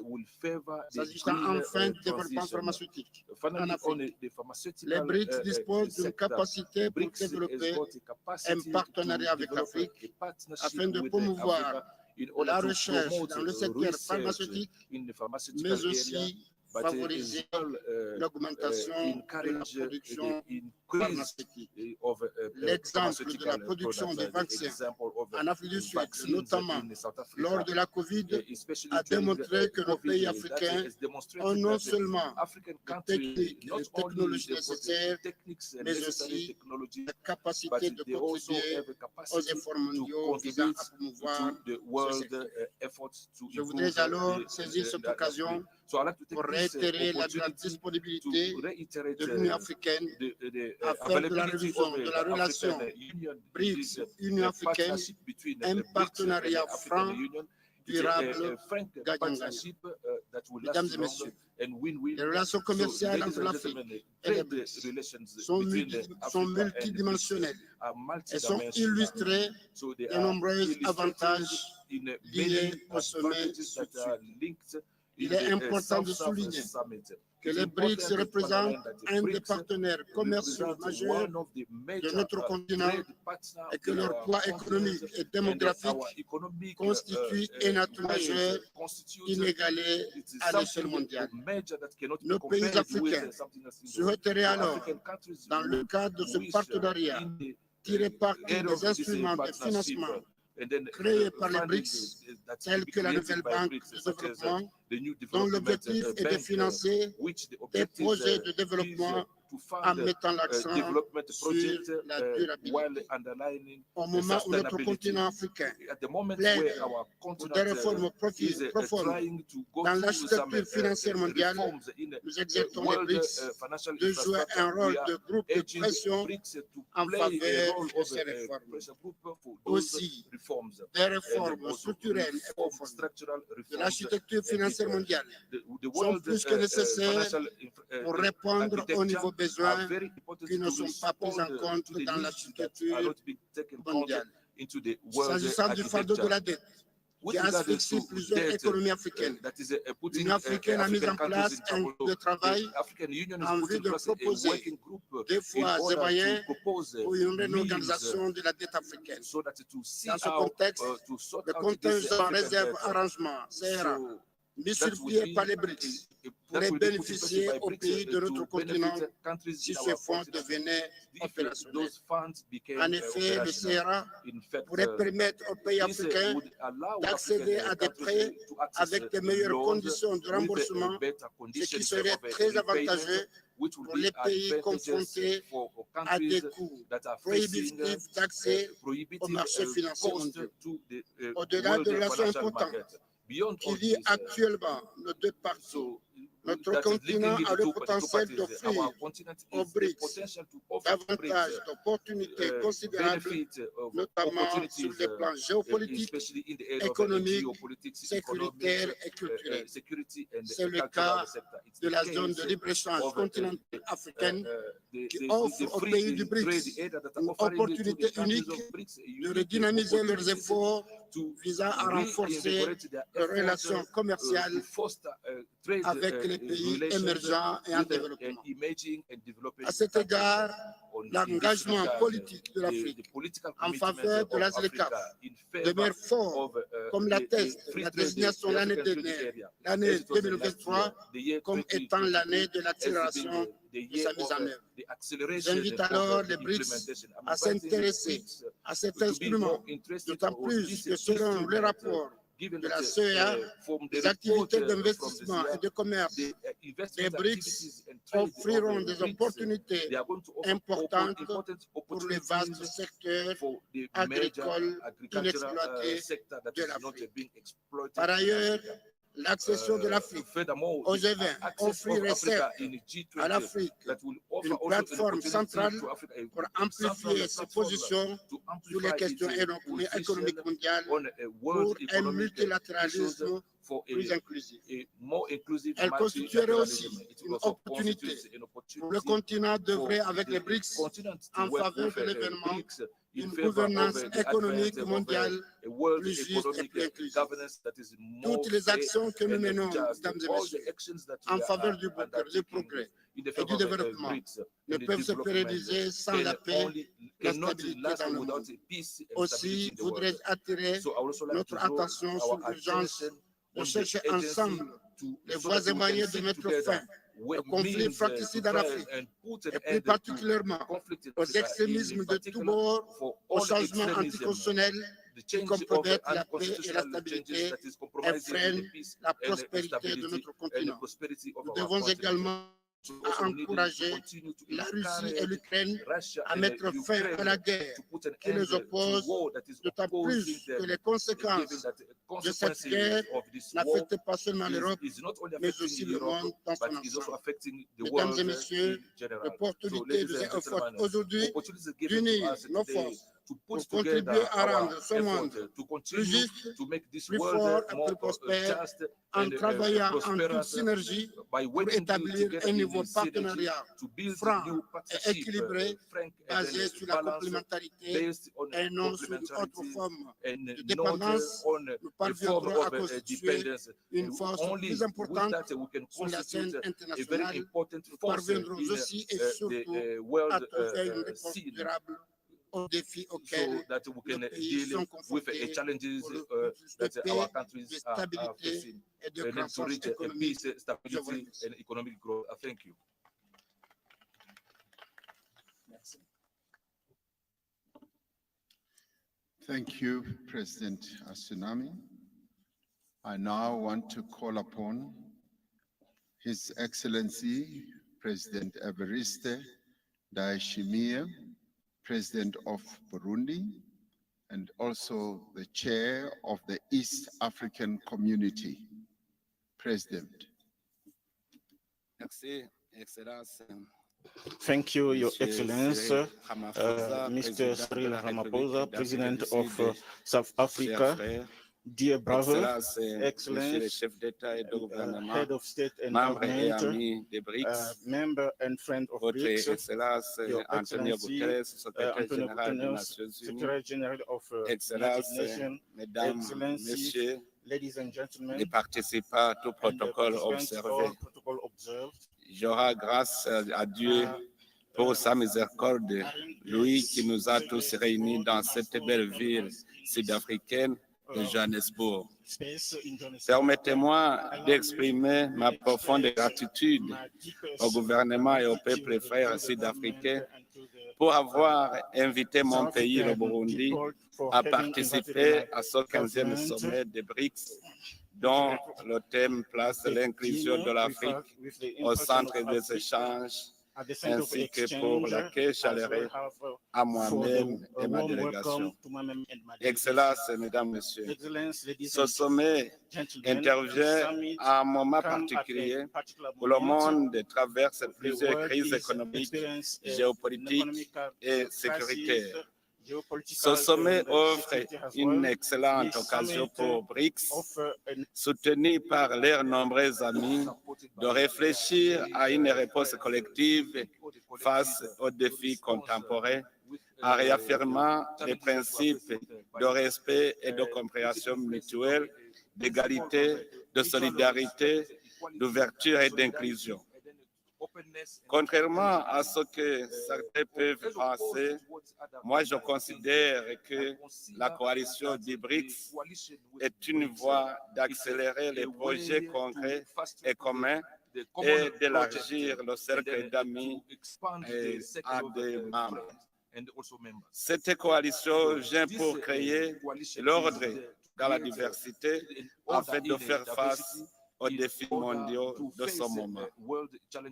Le Burundi souscrit aux principales conclusions et recommandations issues des réunions informelles sectorielles visant la promotion de la coopération sud-sud, le renforcement des partenariats mutuellement bénéfiques avec l'Afrique dans un monde multipolaire et dans le cadre de la zone de libre-échange africaine.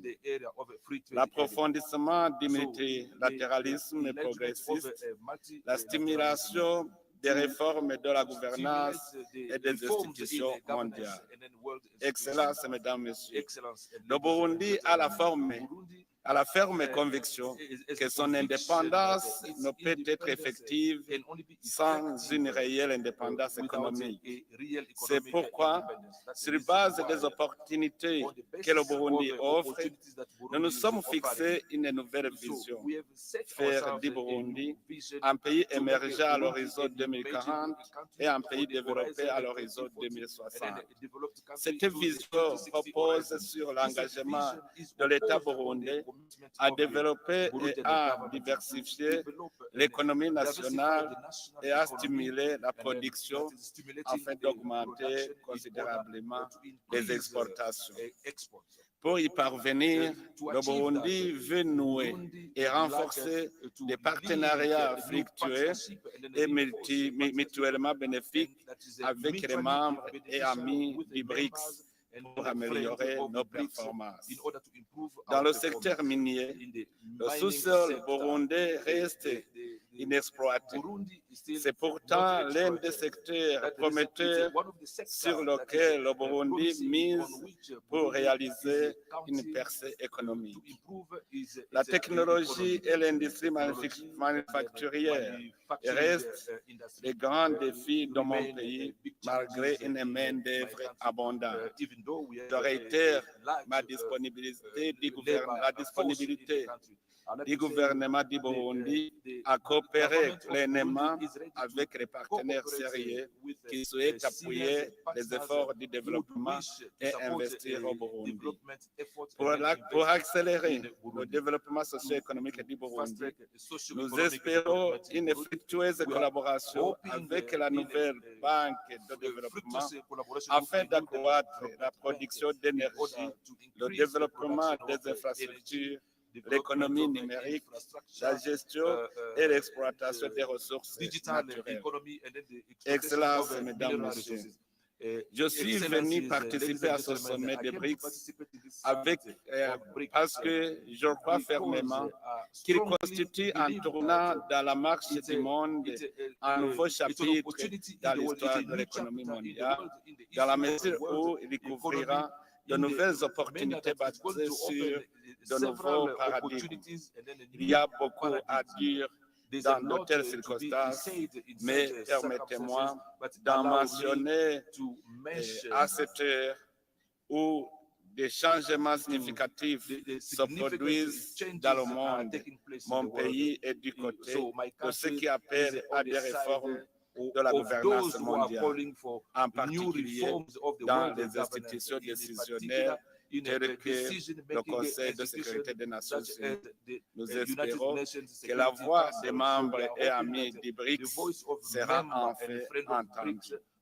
Excellences, Mesdames, Messieurs, en conclusion, mon pays réaffirme son engagement à jouer son rôle dans la construction d'un ordre mondial fondé sur la primauté du droit, un monde pacifique, équitable et prospère.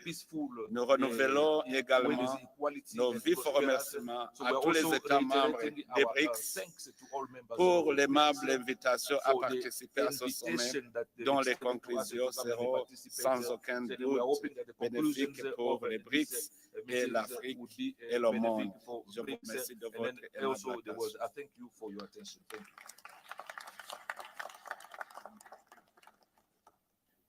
Thank you, President. I now want to call upon His Excellency, President Miguel Diaz-Canel, the President of the Republic of Cuba, also Chair of the Group of 77. President Canel. Su Excelencia Cyril Ramaphosa, Presidente de la República de Sudáfrica, distinguidos jefes de Estado y de Gobierno y demás jefes de delegaciones, estimados participantes. Es un Chair of the Association of Southeast Asian Nations, ASEAN, to take the floor.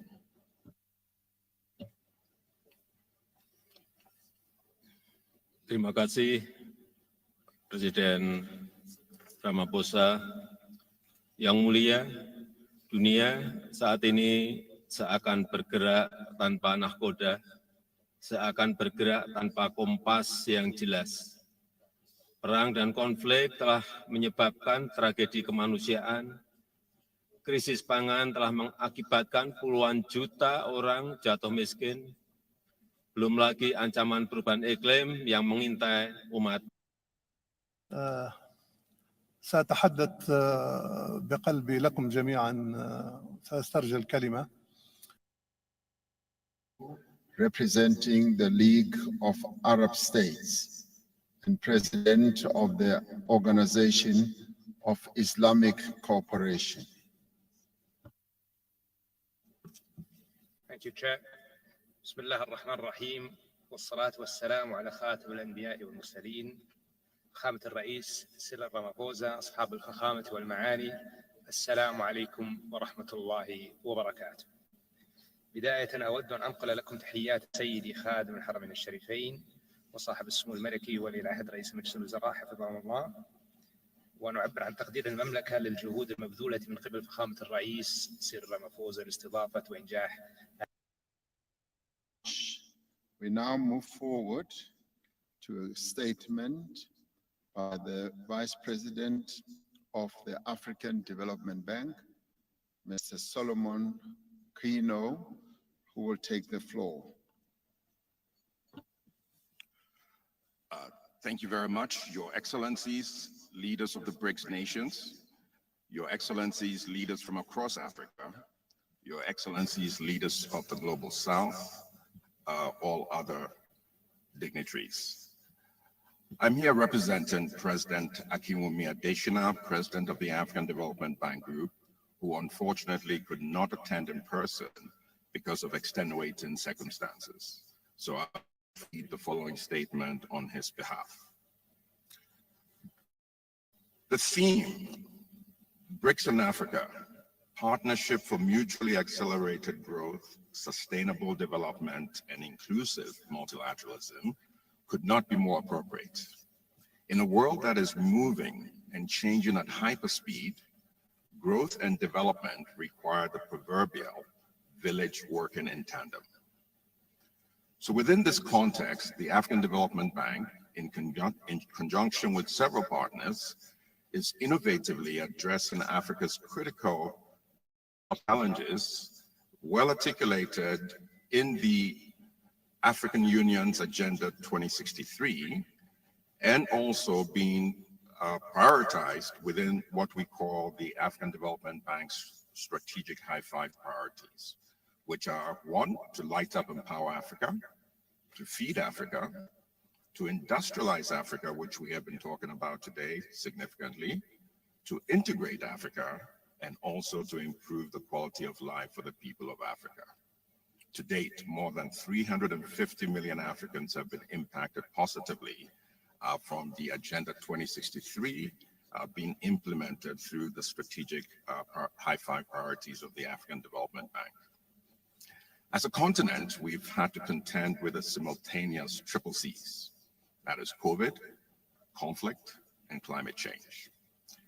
Let me talk a little more about climate change. While Africa has contributed the least to greenhouse gas emissions, as the UN Secretary General mentioned, it bears an inordinate burden and amount of devastation from the adverse impacts of ever-increasing climate change. This is one of the reasons that the African Development Bank is scaling up its support in Africa for both climate adaptation and mitigation. For example, we're implementing the $20 billion Desert to Power program that would deliver 10 gigawatts of solar power to over 250 million people across the Sahel. It was also good to hear the president of the new development bank talk about Grand Inga, but there's also Inga 3. Africa has huge hydro potential. Even in Zambia and Zimbabwe, we also have the Batoka projects. These are projects in which the African Development Bank has been leading in the project preparation, and we're very open to partnership with the new development bank. And also we welcome a Global South solution to implementing these projects, in an expeditious manner. But public sector alone is not going to solve the development challenges in Africa. Private sector has a strong role. This is why in 2018, the African Development Bank founded an innovative and highly acclaimed Africa Investment Forum, which to date has mobilized investment interest in excess of $142 billion.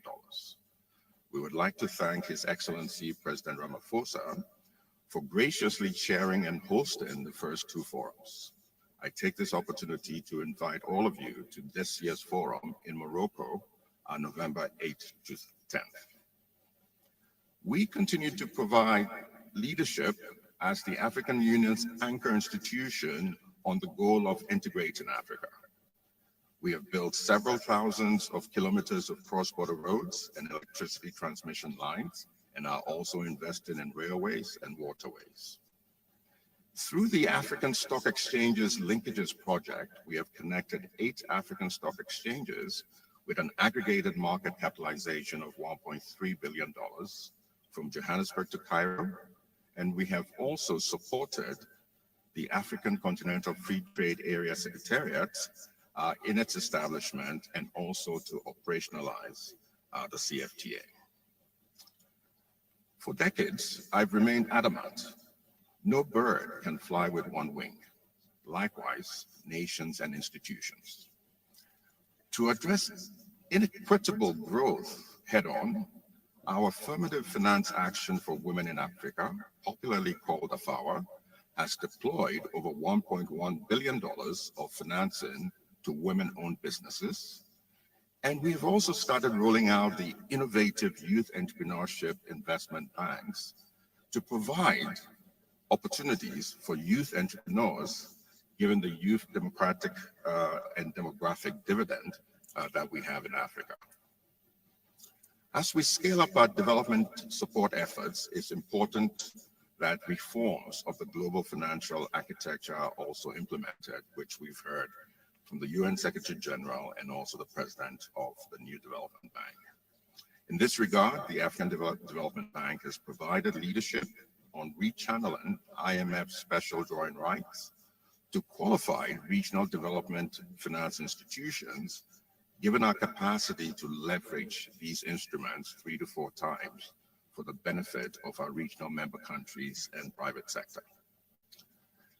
In conclusion, in Africa, the baobab tree is one of the largest trees.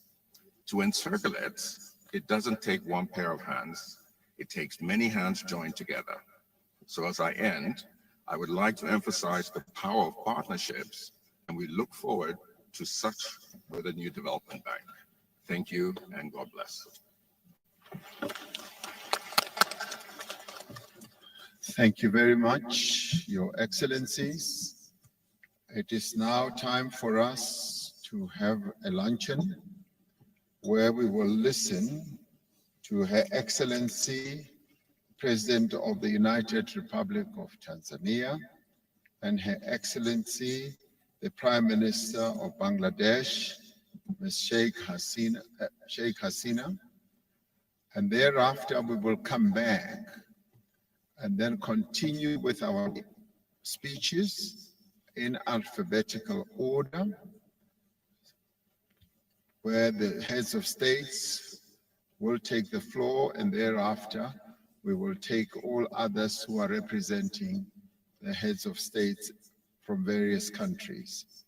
Let us now take time to go and have lunch, as we will be directed by protocol officers across this side. Thank you very much, and we will do that in 1 hour, and we will be back again. Thank you.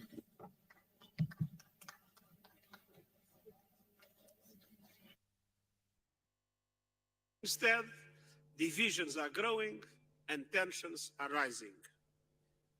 Several factors contribute to these divisions: diverging perspectives on global crises, contrasting approaches to non-traditional security threats, different strategies towards new technologies, and of course, the consequences of COVID-19 and of Russia's invasion of Ukraine. And I remain deeply concerned over the risk of a fracturing of the global order.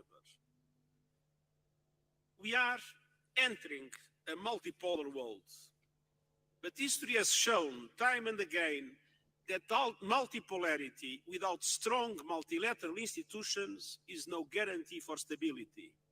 It might even become a catalyst for chaos. So we must urgently restore trust and reinvigorate multilateralism. And this requires the courage to compromise for the common good. It requires effective international institutions rooted in 21st century realities based on the UN Charter and international law. And as I emphasized today at the summit, it requires a special focus on Africa. The Security Council, the Bretton Woods system, and other international organizations reflect the world of 1945, when many African countries were still part of European empires. To this day, the continent is underrepresented in the global financial architecture, just as it lacks a permanent seat on the Security Council. The world has changed, and so global governance must change with it. It must represent today's power and economic relations and not the power and economic relations of 1945. And that is why I've been advocating deep reforms to make global frameworks truly universal and representative of today's realities and more responsive to the needs of developing economies. We need more inclusive institutions at every level, including through greater representation of women and young people. But all this in a context in which I believe two areas require a particularly important reform effort. One is the Security Council, the second, the Bretton Woods system.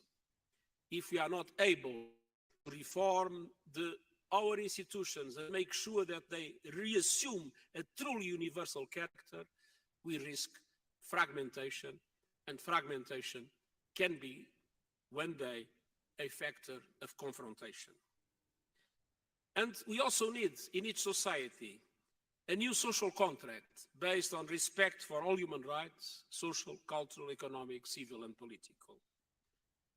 And finally, we need to act in solidarity and with greater urgency in several future defining areas. And allow me to refer some of them. First, action to save our planet. Developed countries have a particular responsibility, and so they must lead and they must deliver. On the $100 billion promised to developing countries, on the loss and damage fund, on doubling adaptation finance, on replenishing the Green Climate Fund, and on plans for early warning systems to protect every person in the world, including 6 in 10 Africans who still lack those systems. As a matter of justice, Africa must be considered a priority in all these crucial commitments. Every country has a role to play.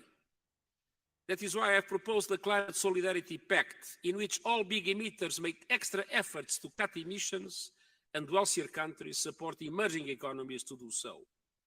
And I have put forward an acceleration agenda to supercharge these efforts in order to guarantee that we maintain the 1.5 degrees Celsius limit as a reality. So it's time to break our addiction to fossil fuels and to invest in a just and equitable transition. And we must bring affordable electricity to everyone on Earth, and particularly in Africa, while simultaneously reaching net zero electricity by 2035 in developed countries and 2040 elsewhere. I commend South Africa for stepping up as pioneers of the Just Transition Energy Partnership, a crucial tool to unlock emission cuts, boost renewables, and grow the green economy. Second, we need action to save economies and reduce inequalities. The pandemic has underscored once again how the global financial architecture is outdated, dysfunctional, and unjust. It has failed in its basic function as a global safety net, and so it needs deep structural reform. But I also know that such change will not happen overnight. And so I have proposed a number of measures we can take right now, and they include providing Sustainable Development Goals stimulus to direct investments towards the Sustainable Development Goals with a funding equivalent of $500 billion, overhauling the business models of multilateral development banks so that they massively increase affordable financing and leverage far more private finance to the developing world, including also the need to increase their own capital, establishing an effective debt workout mechanism to support payment suspensions, longer lending terms, and lower rates. The debt situation in many African countries, as well as in many other parts of the developing world, is today absolutely intolerable. The majority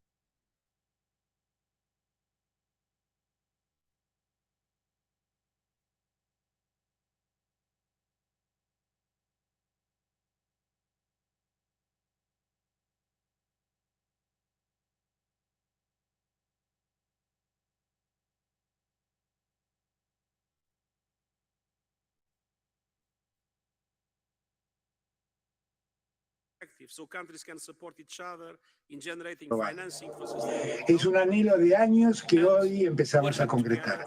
Nos honra aún más el ingreso de la Argentina en el grupo de naciones que refleja la multipolaridad emergente y que convoca países que seguramente no poseen una visión única y uniforme de todas las problemáticas que enfrentamos, pero que respetan sus diferencias, procuran identificar denominadores comunes y buscan incidir en el orden global del mundo inestable, desigual, que concentra el ingreso en unos pocos y distribuye la pobreza y la postergación entre millones de seres humanos. Precisamente Mandela se preguntaba si cuando se escriba la historia de nuestro tiempo, seremos recordados por haber hecho lo correcto o por haber dado la espalda a una crisis global. Ante ese dilema expuesto en sus palabras, estoy seguro que hoy estamos haciendo lo correcto.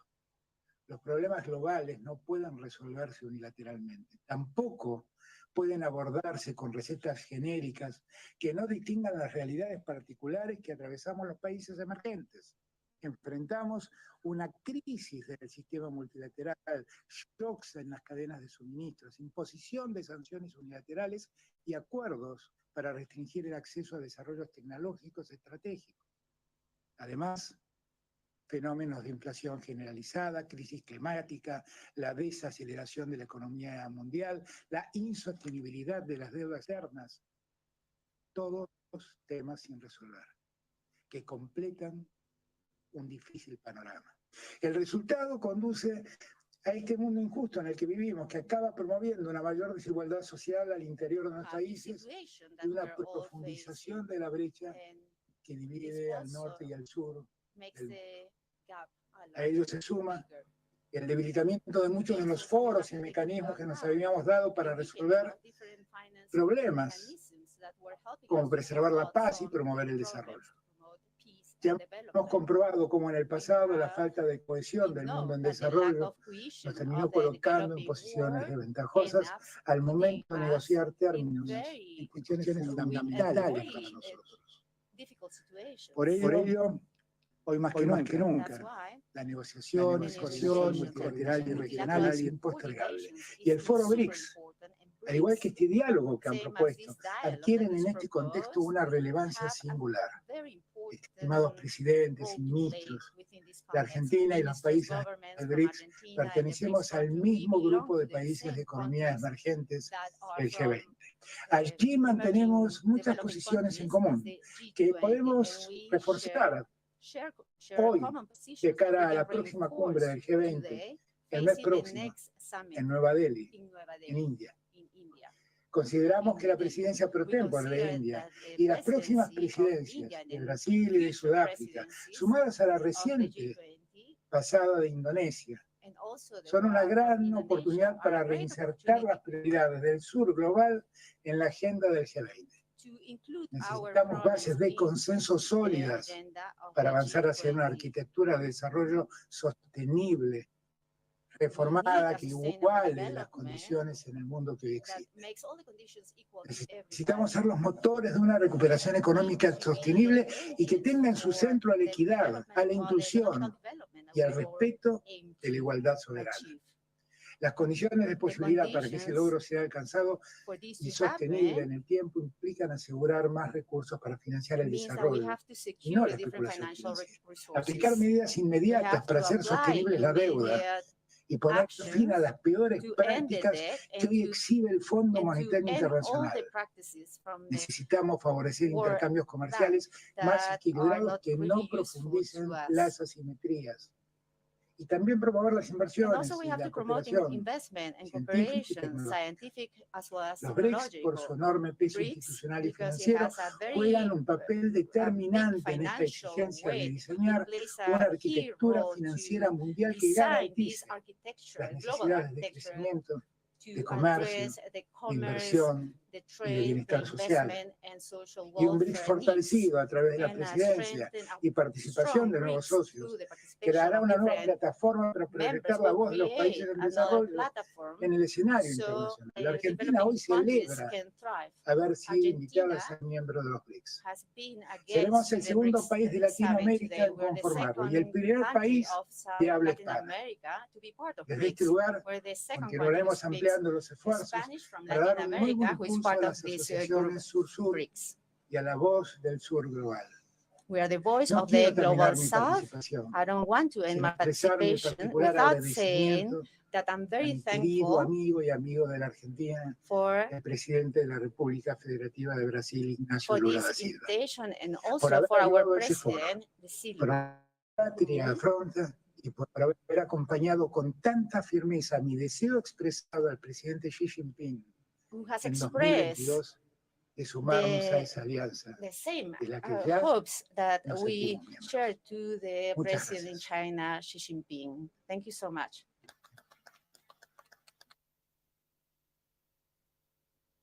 Thank you. It's now my honor to call upon Her Excellency, Ms. Sheikh Hasina, the Prime Minister of the People's Republic of Bangladesh. Bismillahirrahmanirrahim, Mr. Chair, Excellencies, ladies and gentlemen, Assalamu alaikum. I thank President Mr. Ramaphosa for his invitation. I feel a personal attachment to South Africa, having enjoyed the affection and blessings of President Mandela. I recall his joining our celebration for the 25th anniversary of Bangladesh's independence in 1997. Like him, our father of the nation, Bangabandhu Sheikh Mujibur Rahman, lived a life of sacrifice for his nation. He has spent more than 13 years in prison to secure our people's right of self-determination. In 1974, at the UN General Assembly, he condemned apartheid as a crime against humanity and called for decolonizing Zimbabwe, Namibia, and Palestine. Following his legacy, we have come here to BRICS Outreach to reaffirm our solidarity with Global South. We also maintain a spirit of friendship to all nations of the world with malice towards none. The lesson we take from the global health, cost of living, and climate crisis is that none of us is secure until everyone is. Mr. Chair, Bangladesh is now the world's 35th largest economy with a strong commitment to sustainable development. We have cut poverty from 41.5% in 2006 to 18.7% in 2022. We have reduced extreme poverty from 25.1% to 5.6% in the same period. We have provided electricity to all households. We are about to eliminate the curse of homelessness under my free social housing project, Ashrayam. Around 108% of our population has access to cellular mobile connections higher than the global average. In the last fiscal year, the mobile financial systems recorded transactions with US dollar 111.27 billion. This has hugely benefited our rural women, among others. We now have more girls than boys in our primary and secondary schools. Our average life expectancy is almost 73 years. Last week, we introduced the Universal Pension Scheme for 100 million people, with all the transactions taking place online. Government employees are already receiving pension benefits. Our government's next target is to build a smart Bangladesh by 2041. Keeping pace with our economic growth, we see considerable merit in Bangladesh's share in the new development bank. We need predictable financing to support our investments in infrastructures, industries, and clean energy. We must have viable options while waiting for reforms of the international financial architecture.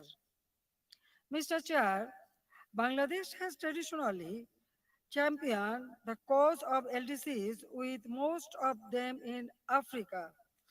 Bangladesh feels proud to engage in UN peacekeeping and peace building in different parts of Africa. With 1.2 million Rohingyas from Myanmar living in Bangladesh, we understand the burden shouldered by refugee hosting nations in Africa. We stand ready to share our expertise with the continent on food production, affordable medicine, financial inclusion, and disaster risk reduction. We can enhance collaboration in combating terrorism, human trafficking, cybercrimes, and money laundering. We should increase air and maritime connectivity to promote mutual trade and investment. Together, we must continue to seek our dues for international financing and technologies. We need to unite around climate justice, migrant rights, digital equality, and debt sustainability. We must preserve the rules-based multilateral trading system with scope for using our own currencies. In Global South, we should say no to artificial choices and divisions being thrown at us. We must reject attempts to weaponize universal norms and values. We need to stop the cycle of sanction and counter-sanctions. We must speak out against all threats, provocations, and commission of war. I keep calling for channeling resources from dangerous arms race to global public goods. We need to take responsibility for peace, justice, and stability around the world. Mr. Chair, we need BRICS as a lighthouse in a multipolar world. We hope to see BRICS emerge as an inclusive platform responding to our times. We must prove to our children and youth that our nations may suffer but will never be defeated. I conclude with the parting words of our father of the nation, my father, Bangabandhu Sheikh Mujibur Rahman, at UNGA, and I quote, "For us in the emerging world, we must have faith in ourselves and in our capacity to fulfill our destiny and to build for ourselves a better future," unquote.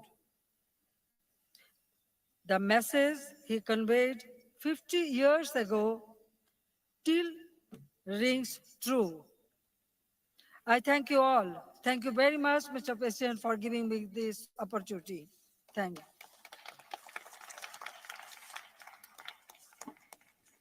Thank you very much, Prime Minister. I now call upon Mr. Luis Alberto Catacora, the President of the plurinational state of Bolivia. Muchas gracias, presidente. Primero, quiero agradecerle por la invitación a este foro. Expreso un saludo a todos los presidentes, dignatarios de Estado y personalidades